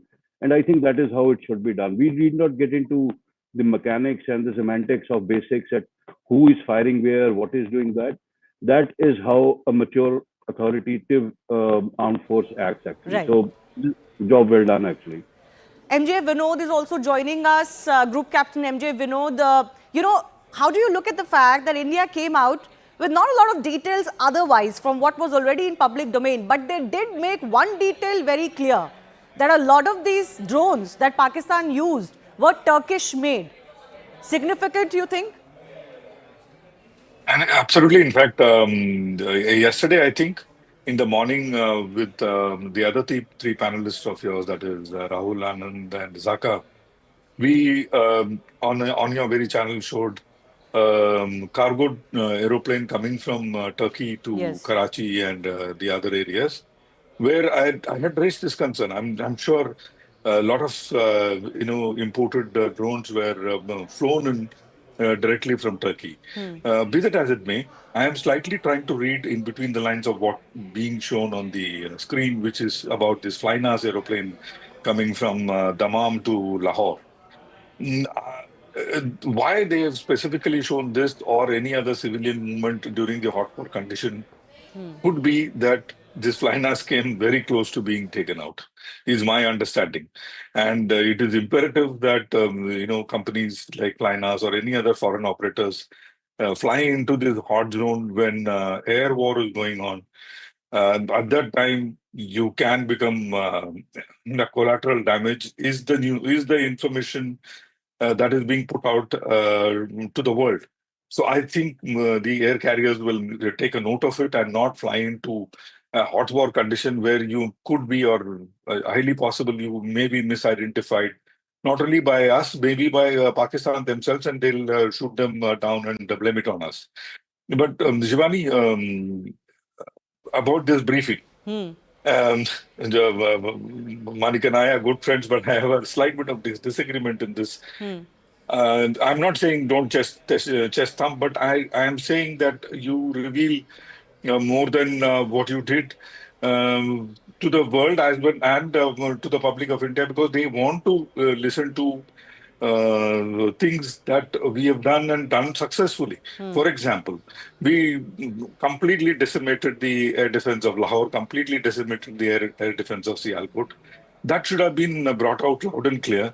Today, with no air defense cover, and with on Sialkot or Lahore, and our forces absolutely ready. Boots on ground is something that is a very high possibility. We are restraining from doing it. I don't know why. I think, I've been saying this for a while. Outskirts of Lahore is where we should be to get Munir on the table. Okay. Be that as it may, we should say that we have that option available on the table to put some fear of God into this man called Munir and his country called Pakistan. No, I get your point. I'm going to come back to all of you in just a bit. We're also awaiting one of our other guests to join us. What is it that India is doing, can do? Why is it that it's not revealing much of its strategy? All of that will be debated in just a bit. But remember, India has come out strongly, not just naming and shaming Pakistan for its escalatory action along the entire western border last night, but it has also called farcical their attempts to wash their hands off it. Pakistan actually tried to deny any drone and missile attack on their part. Indian Foreign Secretary Vikram Misri said that it's preposterous and desperate from Pakistan to allege that India targeted its own cities. It is a deranged fantasy that only Pakistan can come up with, is how he summed it up. Remember, Pakistan fired up to 500 drones and missiles, but Indian forces not only thwarted all of them, have also showed great restraint in its conduct, is also what this briefing said. It focused on restraint in its conduct. Across the LOC, Pakistan also targeted civilian areas with heavy artillery and even damaged a Gurdwara and Christian convent school. Let me also break down some of the other top developments that we're tracking as far as this entire escalation is concerned. Defence Minister Rajnath Singh earlier today chaired a high-level meeting to review the security situation along the border and operational preparedness of the Indian Armed Forces with CDS and the three armed services chief. Home Minister Amit Shah met DG BSF, DG CISF and MHA officials and other senior officials of the ministry to review border situation and airport security arrangements. Union Health Minister JP Nadda chaired a high-level meeting to review emergency health systems preparedness with senior officials. External Affairs Minister Jai Shankar spoke to UK Foreign Secretary today. The discussion centered around countering terrorism, and he told his counterpart that there must be zero tolerance. Pakistan continues to breach ceasefire. 2 more civilians have been killed in this firing. Jammu and Kashmir LG Manoj Sinha visited Uri, in fact, earlier and met the injured. On another note, BCCI has suspended the IPL for 1 week with immediate effect. They say nothing above the country right now.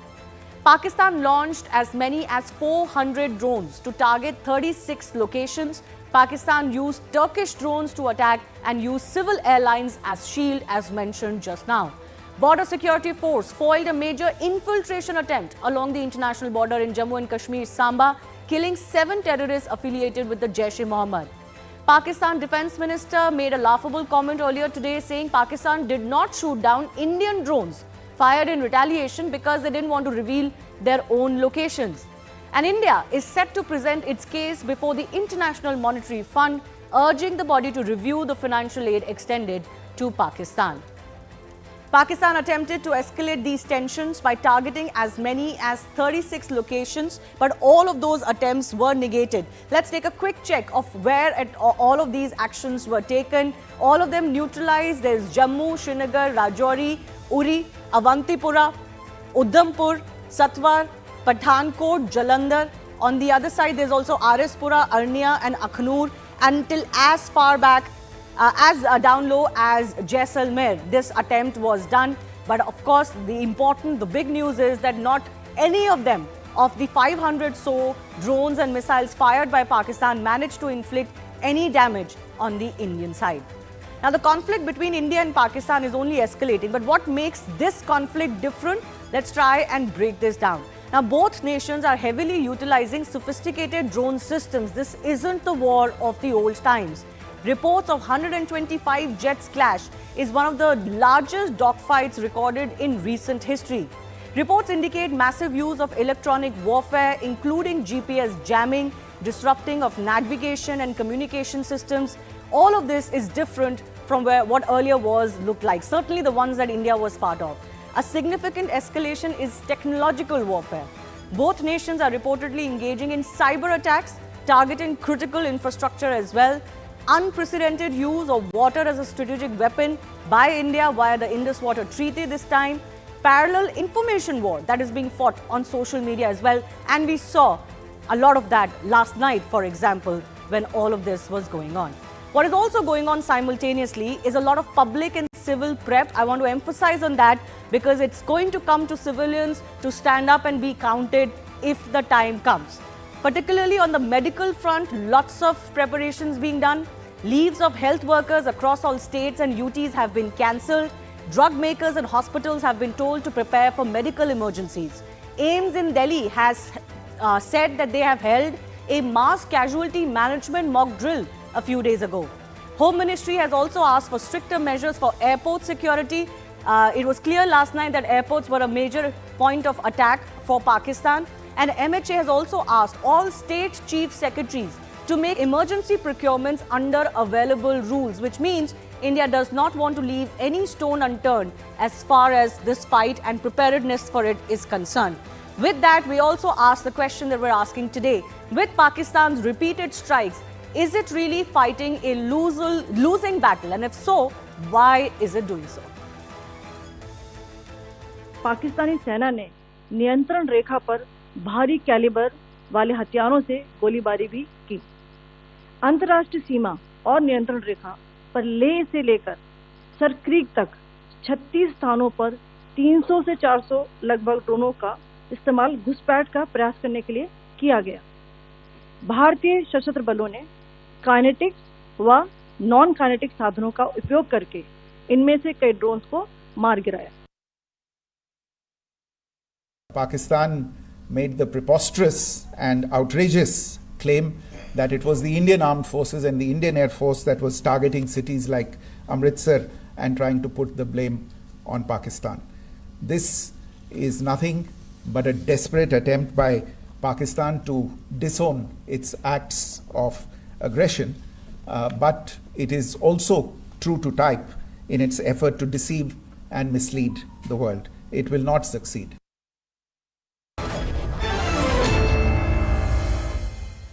Pakistan will not succeed. That's the message really written loud and clear for it. The writing's on the wall, but somehow Pakistan is not getting that message. Lieutenant General Rakesh Sharma, former Adjutant General and former GOC 14 Corps of the Indian Army, is also joining us. The rest of our guests also continue to be with us. Why is Pakistan going down this road? Lieutenant General, that's my first question. What do you think is going on? Thank you for inviting me. Unfortunately, I can't see the screen. So I do not know what visuals you are showing, so I am without that. Okay, we'll try and fix that for you, sir. Yes, go ahead. Naturally, what Pakistan has tried out in yesterday night, it's important to know that they have gone right up to Leh, which is not easy. To go to Leh, one has to go from Baltistan, maybe taking off from Skardu, which is a very long distance off. So the effort required to go from Leh to Leh is immense. And, Sir Creek is also not an easy phenomena. So I would say that, they have engaged the entire border since they found out that day before yesterday that the airfields which they tried day before yesterday, 15 of them were not approachable for various reasons because of the umbrella of air defense around the airfields. When you start counting Avantipura to Bhuj, they were only trying the airfields day for yesterday night. Yesterday night, they went beyond the airfields because the success rate was poor. They spread across to military cantonments. And when you go to the military cantonments and other places, the kind of AD cover which is available at an airfield is not available.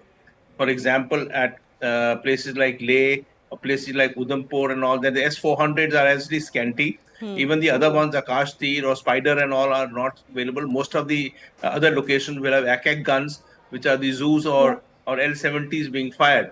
So there is possibility of targeting military locations other than the airfields is tremendously more than then there is a possibility of hitting the airfields because airfields are protected in any way. So it is obvious that they tried these 300-400 drones across into these cantonments like Bathinda. The Bisiana is a little far away, but Bathinda is one of these places, and many others. I think their lack of success, and I'm not very sure if all 400, if they were trying, all 400 were down by us, or some of them got through, because it's actually well nigh impossible to hold on to all 400. Even the Israelis are not able to do so. So exact information, there's still fog of war. Exact information is not coming across as to what when you see. Can I just come in, sir? Can I just come in? We're also learning that most of them were dummies. But decoy drones is part and parcel of the game that we play. When we throw drones, a swarm of drones, there are a large number of decoys that are sent so that there is ammunition being wasted, including missiles if they're using it to down decoy drones, and that kind of ammunition get wasted. So sending decoy drones is part and parcel of the military operation being carried out. How many decoys, this is all part of it. So I don't think you could carry this issue further in discussion as to why decoys were used and why decoys were not used. This is part of the game. There is also one issue I wish to raise is that how much of information can the adversary, and I'm sure the group captain can answer it better, how much of information can the adversary glean out of a drone attack being sent by us? Can he pick up the frequencies, the channel, the direction from where it is coming, where it is being launched? So all that information, if it gleans out of our attacks, it becomes easier for him for next night to know, okay, the attacks are coming up, and that's the reason why we are not actually disclosing. The social media says we went to Atok or we went to many other places which Pakistani social media is showing. But all this is not being told because once you make a commitment officially that we attacked a particular place, you can say which side it is coming from, which frequency it uses, how can it be downed. So, the keeping quiet is a good idea. And I'll add a last issue.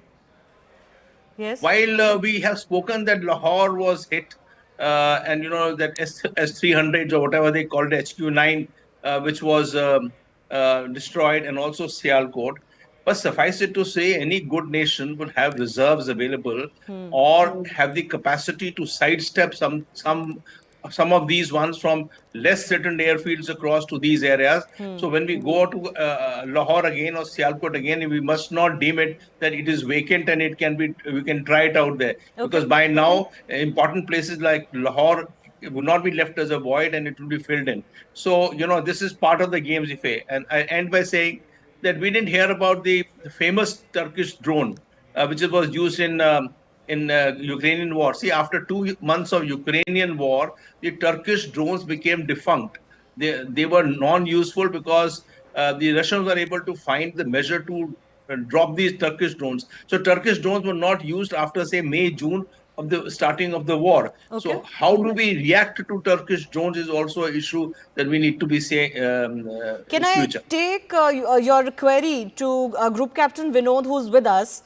It's interesting that Lieutenant General mentioned this, because earlier we had a comment from Khwaja Asif also that we didn't stop their drones till they were too close to us, so that we don't give out our locations. I did speak to experts earlier in the afternoon as well, and they said there is no such technical issue here. So do you want to clarify on that front, and also what Lieutenant General was saying, that are our capabilities or locations also being scouted by them with these attacks that they tried to attempt last night? No damage really? Was it more a scouting mission? Shivani, a couple of things. The briefing also mentioned a drone called Asisgat Songer drone from Turkey, and that is the one which I put behind me. Like General covered, this particular drone uses open frequency like 2.4 gigahertz and 5.8 gigahertz, which of course uses the frequency hopping technique, but it is easily A, jammable, B, we can bring them down using soft kill, and which was also mentioned. Colonel Qureshi mentioned that, if you remember. So if you put high power jammers, I mean, for the sake of viewers, I'm saying this. When you put high power jammers, and when 10 or 20 or 50, 30 or 100 drones of these come, they lose contact with the controller. And so there are some drones which requires the back and forth communication for it to operate. Songer is one of them. The drones that we send, Harop or any other advanced drones which is going into Pakistan, are electronically silent. You cannot jam them because they have onboard intelligence. For example, Harop was launched. It's called a loitering munition, and rightfully a loitering munition. It goes without a target. Can you believe it? It does not have a target. It goes without a target, and whenever the target pops up, it checks with its library and goes and hits. So there is difference in the way we conduct drone warfare currently. Whether we'll go down this route or not, I really don't know. But currently, our drone warfare is different from the drone warfare that they are doing. We also intercepted some Mavic, DJI Mavic off-the-shelf drones also being launched by them using some makeshift hook in which they put some Pow Giloka bomb. So these are things I thought in this press briefing we could have exposed, because we have captured them, and it is officially being shown on the social media and otherwise. So I'm not saying just thumping, but I'm saying feel good factor would have been good. Group Captain Vinod, just to simplify this for the layperson, I think what Lieutenant General said is a key question to ask. What did Pakistan achieve by throwing so many drones at us when not one of them has even exploded? Some of them have fell and not exploded. There's also visuals of a Chinese missile which didn't found in full.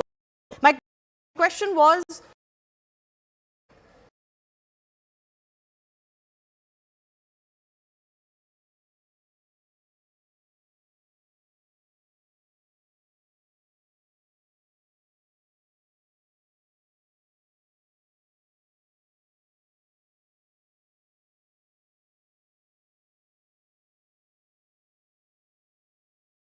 is what did not come out in the press briefing very loud and clear, but it did, is that the non-kinetic means had much larger effect in bringing them down than the kinetic means, because kinetic means are very, very limited. The zoo guns that General talked about and other guns that the General talked about are very limited and does not have the capability to bring down so many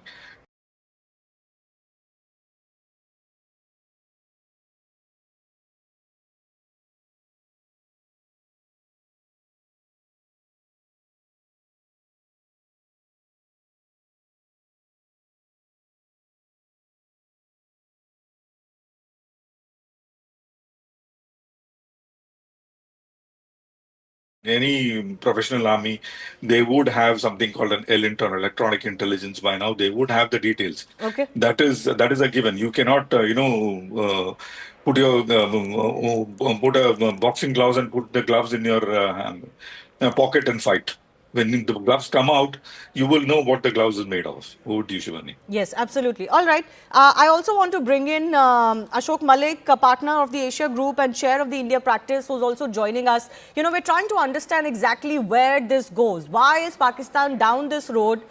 This is a losing battle for it, but why is it on this path? But first, I want an overview from you. Just who are those countries who can impress upon Pakistan? Some statements have been made in this regard, but who are those countries that can impress upon Pakistan effectively to not go down that path, not escalate with India? Powers that could influence Islamabad and Rawalpindi not to escalate, because it is entirely in their interest to escalate. If they escalate, we will be forced to escalate. Yes. I imagine countries that are friends of India and also have the better interest of Pakistan in mind. Countries such as Saudi Arabia, which is a friend of India and has been an old patron of Pakistan. Countries such as the US, which still counts for a lot in Pakistan. I don't know what the Chinese will be saying. I don't think the Chinese want to get involved directly, to be honest, in a conflict with India. They are quite happy to see Pakistan do a bit, but not beyond a certain point. But more than other countries, I think good sense has to prevail within Pakistan itself.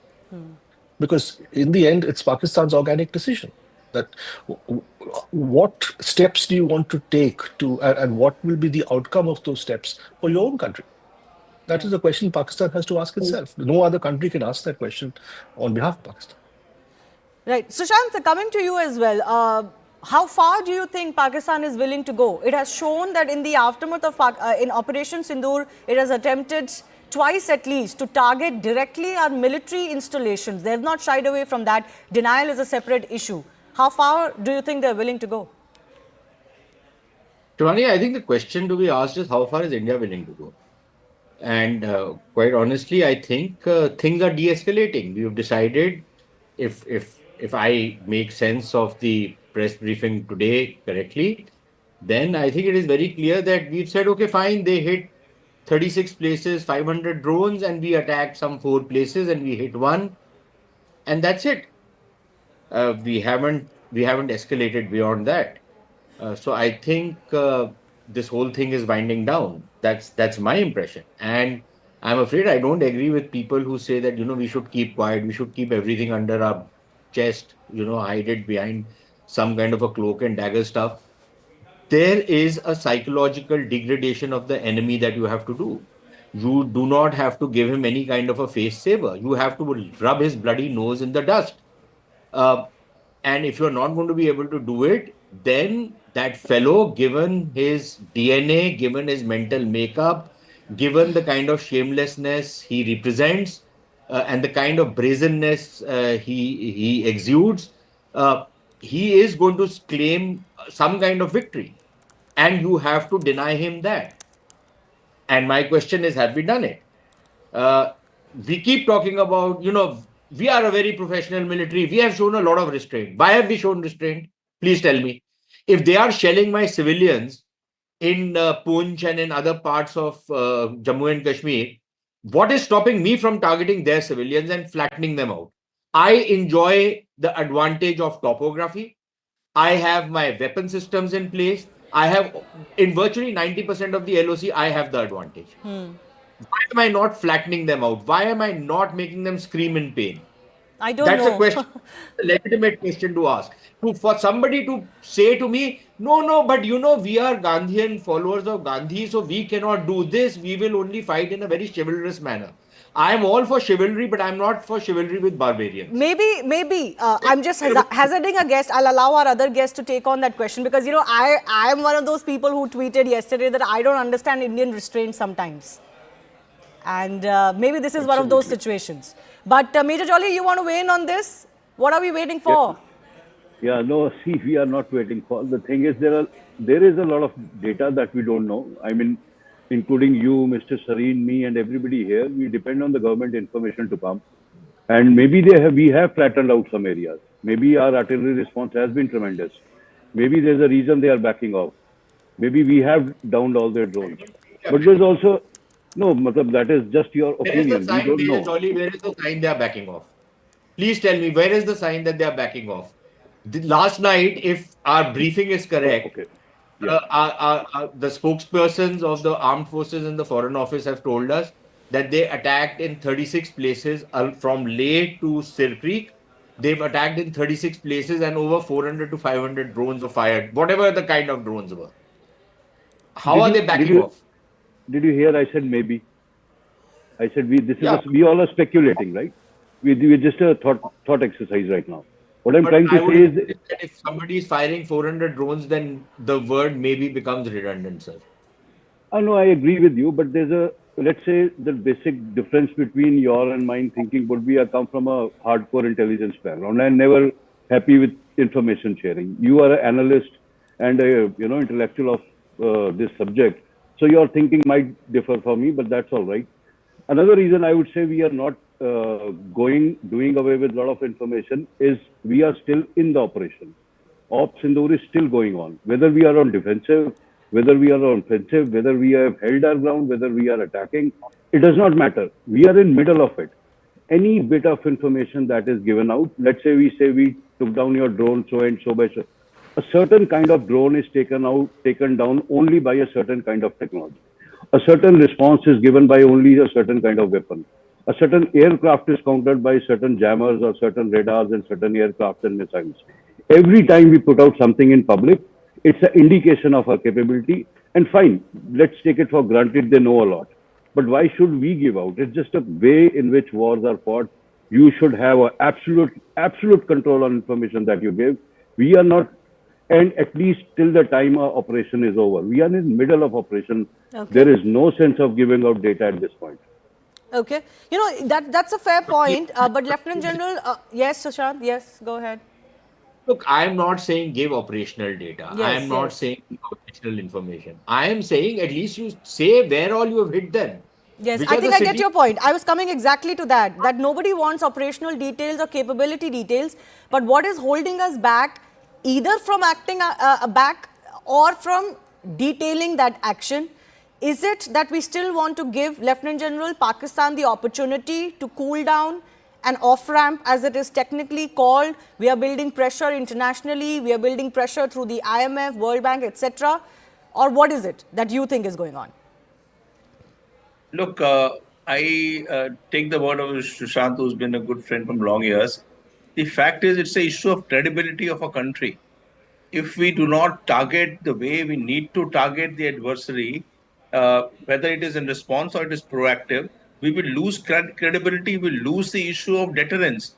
We have to, finally, it is not about retribution alone. It's also a question of creating some strategic deterrence. So I know in the 30 years of firing that we have done on the line of control, we have extensive data and we would have been targeting places that you can't imagine. There are townships in Lipa Valley, townships on NH1 Alpha, larger villages. They do as much of tilling and agriculture along the line of control as we do. So to say that we are not targeting them, I think that will be impossible.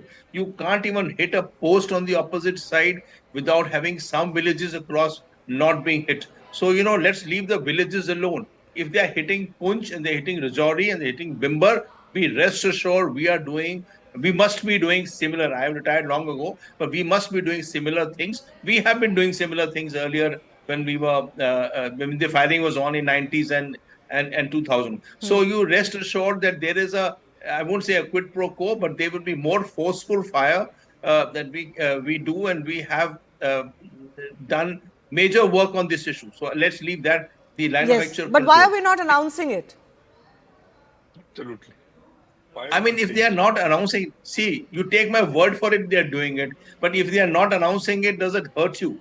I mean, I would say no. I think that is centrally what Sushant is getting at, right? The mental degradation of the opponent. Allow me. Yeah. There is a small township in the Neelam Valley.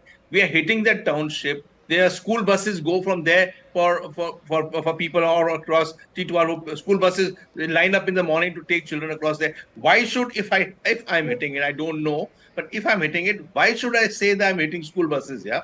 Why do you want to know? I wouldn't like to say, yeah, we are doing this.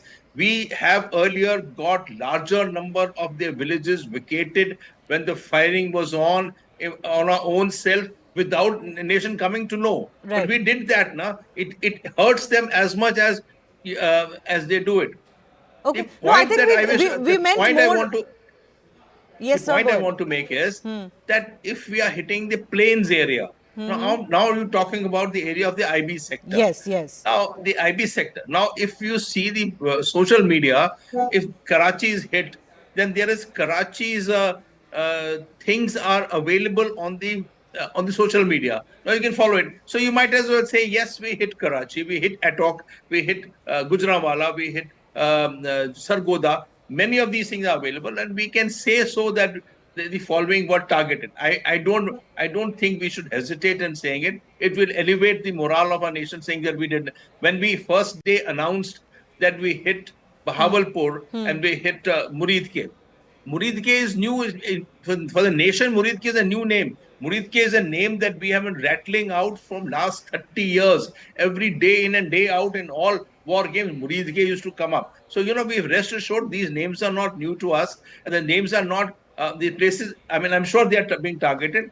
We can say so. We can say Muridke and Bahawalpur. We can also say we hit cantonments of Gujranwala, Sargodha, Shekhupura, Raiwind. I mean, we can name all these ones if we are targeting it. Okay, So, I mean, okay. I understand. Differing views, but I think everybody has the same end goal in mind. We're just breaking on our screens that the PSL, which was going on, which is going on in Pakistan, is expected to be shifted, or Pakistan wants to shift it. Yesterday, one of their stadiums actually got hit. Those visuals we certainly got, but that was the afternoon action. From last night, we don't really have much of what India has managed, but what we're getting to know now is that the UAE Cricket Board will likely not approve Pakistan Cricket Board's request to hold the PSL in UAE, because that was the venue that was being considered. And one source is telling us that security concerns could potentially emanating from the rising tension between India and Pakistan could be the reason why they don't want to do this. And this brings me to the second part of my discussion today. The Indian government has certainly come out and named Turkish drones. You've got other countries that are standing with Pakistan despite knowing what Pakistan is up to and what it generally does against India. Has time come for us now to also tell other countries, and Sushant, you can come in on this, that if you do business with Pakistan, you don't do business with us? Shivani, I've been of that view for many, many years now. And I believe that, if India has some economic heft, then we must start learning to use how this economic heft has to be deployed in the, to penalize or take punitive action against enemy countries. There was a time, not very long back, I believe under the Modi government, if I'm not mistaken, where there was some flirtation with the idea of imposing sanctions on companies doing business, for example, in POK. And I remember at that point of time, there were a few South Koreans, including a couple of Japanese companies, which were bidding for some contracts in POK, who asked me, how will this play out? Will India actually follow through? And at that point of time, I thought that the government of India will actually operationalize this, but they didn't. But you can be rest assured that many of those companies would never venture into POK or even for that matter Pakistan if India was to have some kind of a coherent policy to to close itself to business to these kind of companies. Because after all, what are they going to get from the Pakistani market? Indian market is far more lucrative, far more beneficial for them.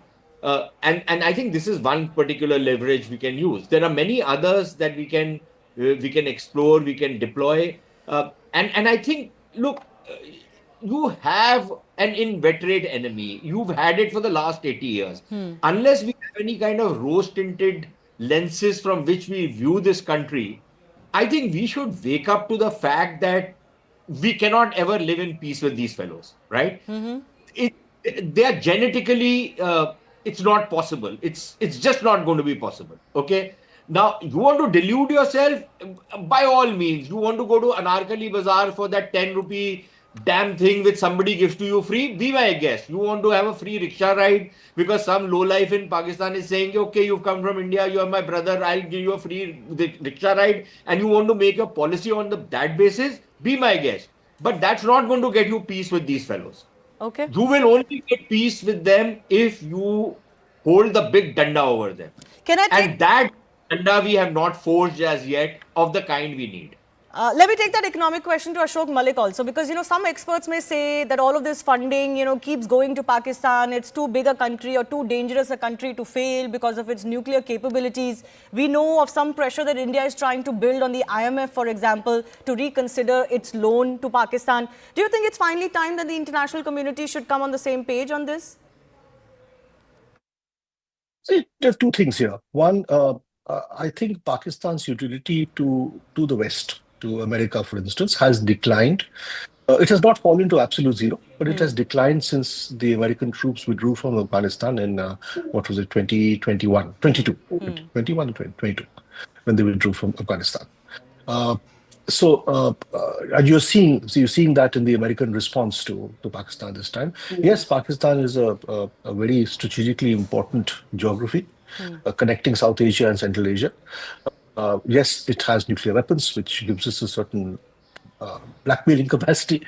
But there is a limit to how far that can take you. And it's a country that has continuously placed itself in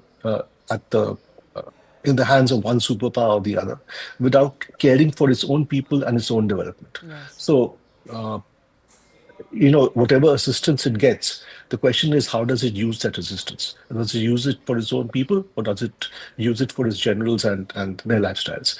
That's a question that Pakistan has never been able to answer honestly. And in terms of the economic impact, the economic steps we can take on Pakistan, today the Indian economy is much larger. It has business and trade linkages with many major economies in the region, in the broader Asian region, as well as in the West. It also has, it's also an important investment and business destination for big companies, big banks and financial institutions. In times to come, I'm sure we can use this to in our own way, impose sanctions against not all of Pakistan, but against certain entities in Pakistan that are clearly linked to perhaps the army, because the army is a big business, it's almost a business house in Pakistan. It controls banks, factories. So we can impose sanctions on our own as India and attempt to get those companies and institutions that do business in India to, in effect, choose. Yeah. So there are steps we can take. There is the FATF that can be approached again. We approached it very effectively after 2008, after the Mumbai attacks. So there are economic steps we can take, and I'm sure the IMF meeting will also see a lot of argument. Yes, absolutely. I've got only a minute left. I'll give 30 seconds each to Manik Jolly. Yes, Lieutenant General, you want to come in, sir? I have limited time, 30 seconds to you. So, Steve, Witkoff's son, Zachary Witkoff, was in Islamabad last week as heading of a corporation on crypto, and he signed an agreement with the Pakistanis, including met the Prime Minister, he met the Chief of the Army, and they signed a major deal. His corporation is also supported by President Trump, and this was signed with a great fanfare. Large number of MOUs. They will develop the entire crypto kind of systemic for Pakistan over a period of time. This is a time when we are actually preparing ourselves for the way we went across this 27th or 28th of April. So the fact of the matter is that there are other deals being happening behind the back. While we may be doing many things, the United States is doing separate deals across with Pakistan. Yeah. I want to add a point here. No, absolutely. It is a challenge, certainly, of how to isolate Pakistan economically. Major Jolly, we've seen some steps that India has taken which were never taken earlier. Like, for example, putting the Indus Water Treaty in abeyance. And PM has been very categorical that this water is going to be used for us. Pakistan Exactly. be damned. So do you think even finally, mentally, we are prepared to take more economic sanctions? Economic sanctions for those who deal with Pakistan also? Yeah, most definitely. I would agree on Mr. Sareen and Mr. Malik what he said. And the day when they started and IWT was, announced by the PM, that day I took a call that this is siege warfare. You're trying to bring a nation down. While everybody loves a little, that Royal Rumble cage in the match WWE type fight and armies fighting, but this is going to be a long drawn thing. You are trying to break down a nation. Suspending water was a brilliant move.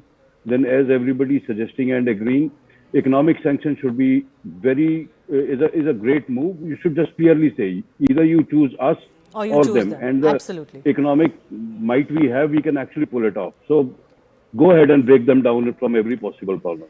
I've run out of time on that note, but I do thank all of our guests for joining us. Time to go for the kill, and I don't mean literal kill, but certainly an economic kill, because that seems to be the goal that India has envisaged to break down Pakistan's capabilities. Time for me to take your leave. Thanks a lot for watching Plain Speak. My colleague Anand Narasimhan is joining you on the other side.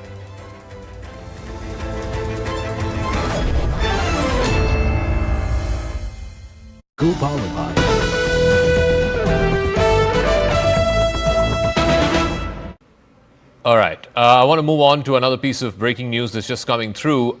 We're given to understand that a former Lashkar-e-Taiba operative and in aid of the Lashkar-e-Taiba founder Hafiz Saeed has exposed the outfit. He says that many youths motivated by Hafiz Saeed's speeches and then joined the Lashkar-e-Taiba subsequently traveled to Afghanistan as well as to Kashmir in India.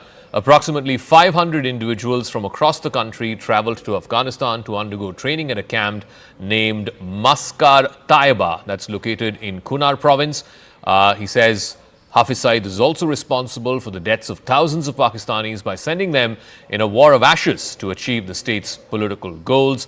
This is something that Noor Dari, that's the name of the individual. He's a former Lashkar operative.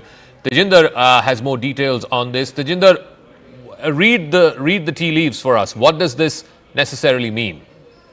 See, Zaka, this Noor Dari right now is the executive director for ITCT, which is an international think tank that exposes Islamist terrorists.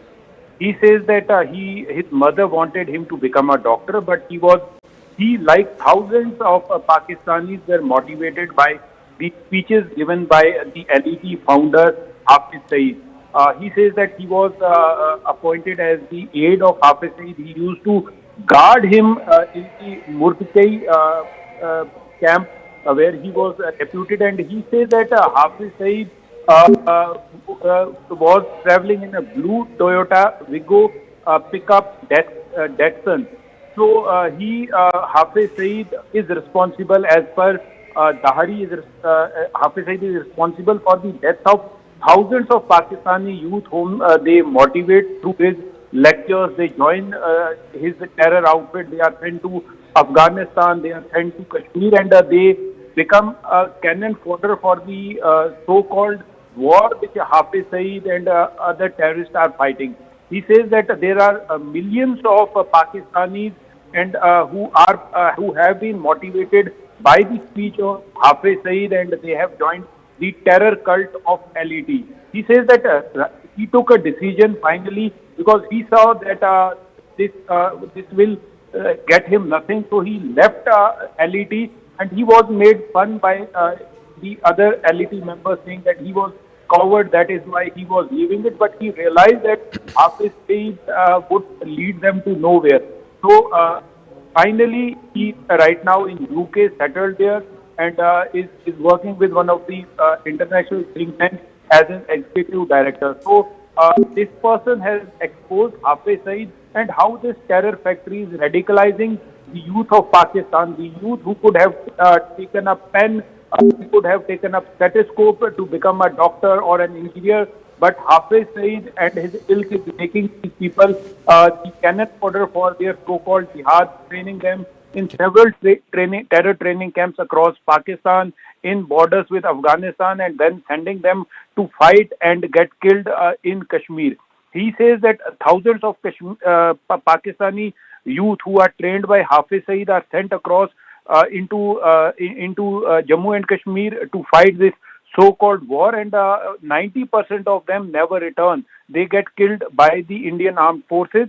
So clearly exposing Hafiz Saeed and his terror factory. Yes, Zaka. Jinder, we'll leave it at that. Thank you very much. So that's a former operative of the Lashkar-e-Taiba exposing the founder and the chief architect of one of the most dreaded terror organizations, an organization that's wanted for numerous terror attacks here in India.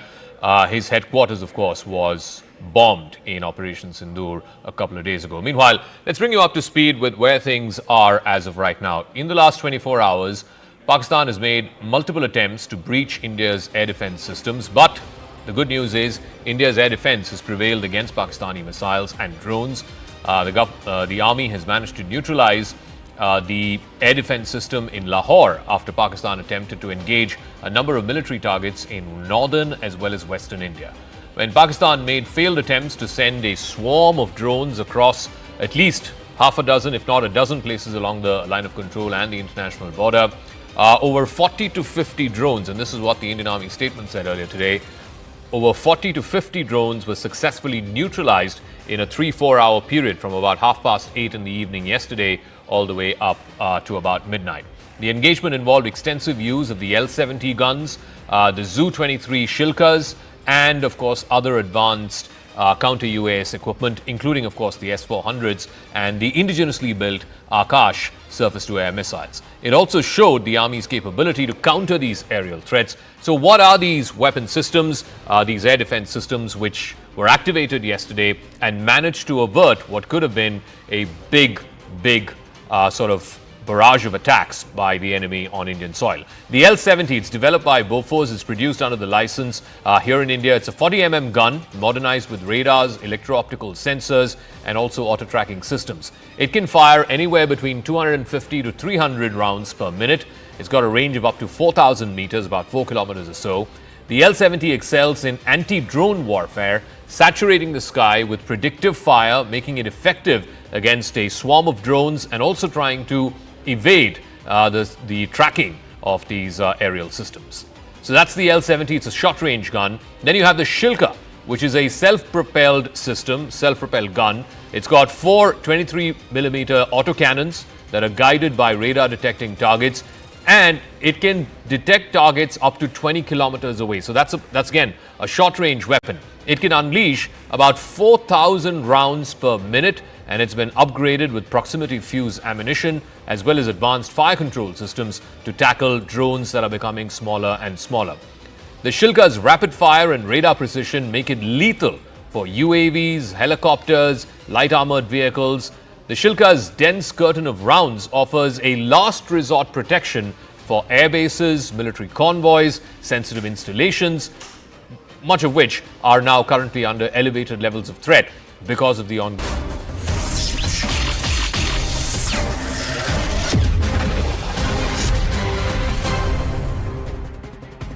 Namaste, Jai Hind, and thank you for staying with us here at CNN News 18 as we are on our continuous rolling coverage.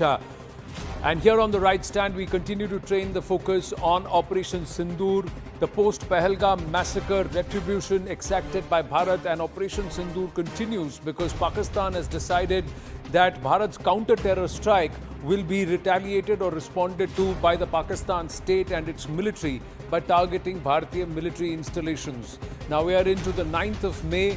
And this seems to be continuing because Pakistan does not want to get off ramp. They don't want to back off. They want to continue up the escalation ladder. That's what it looks like. How long is General Asim Munir going to be able to continue on this vein? And how long is his position itself tenable as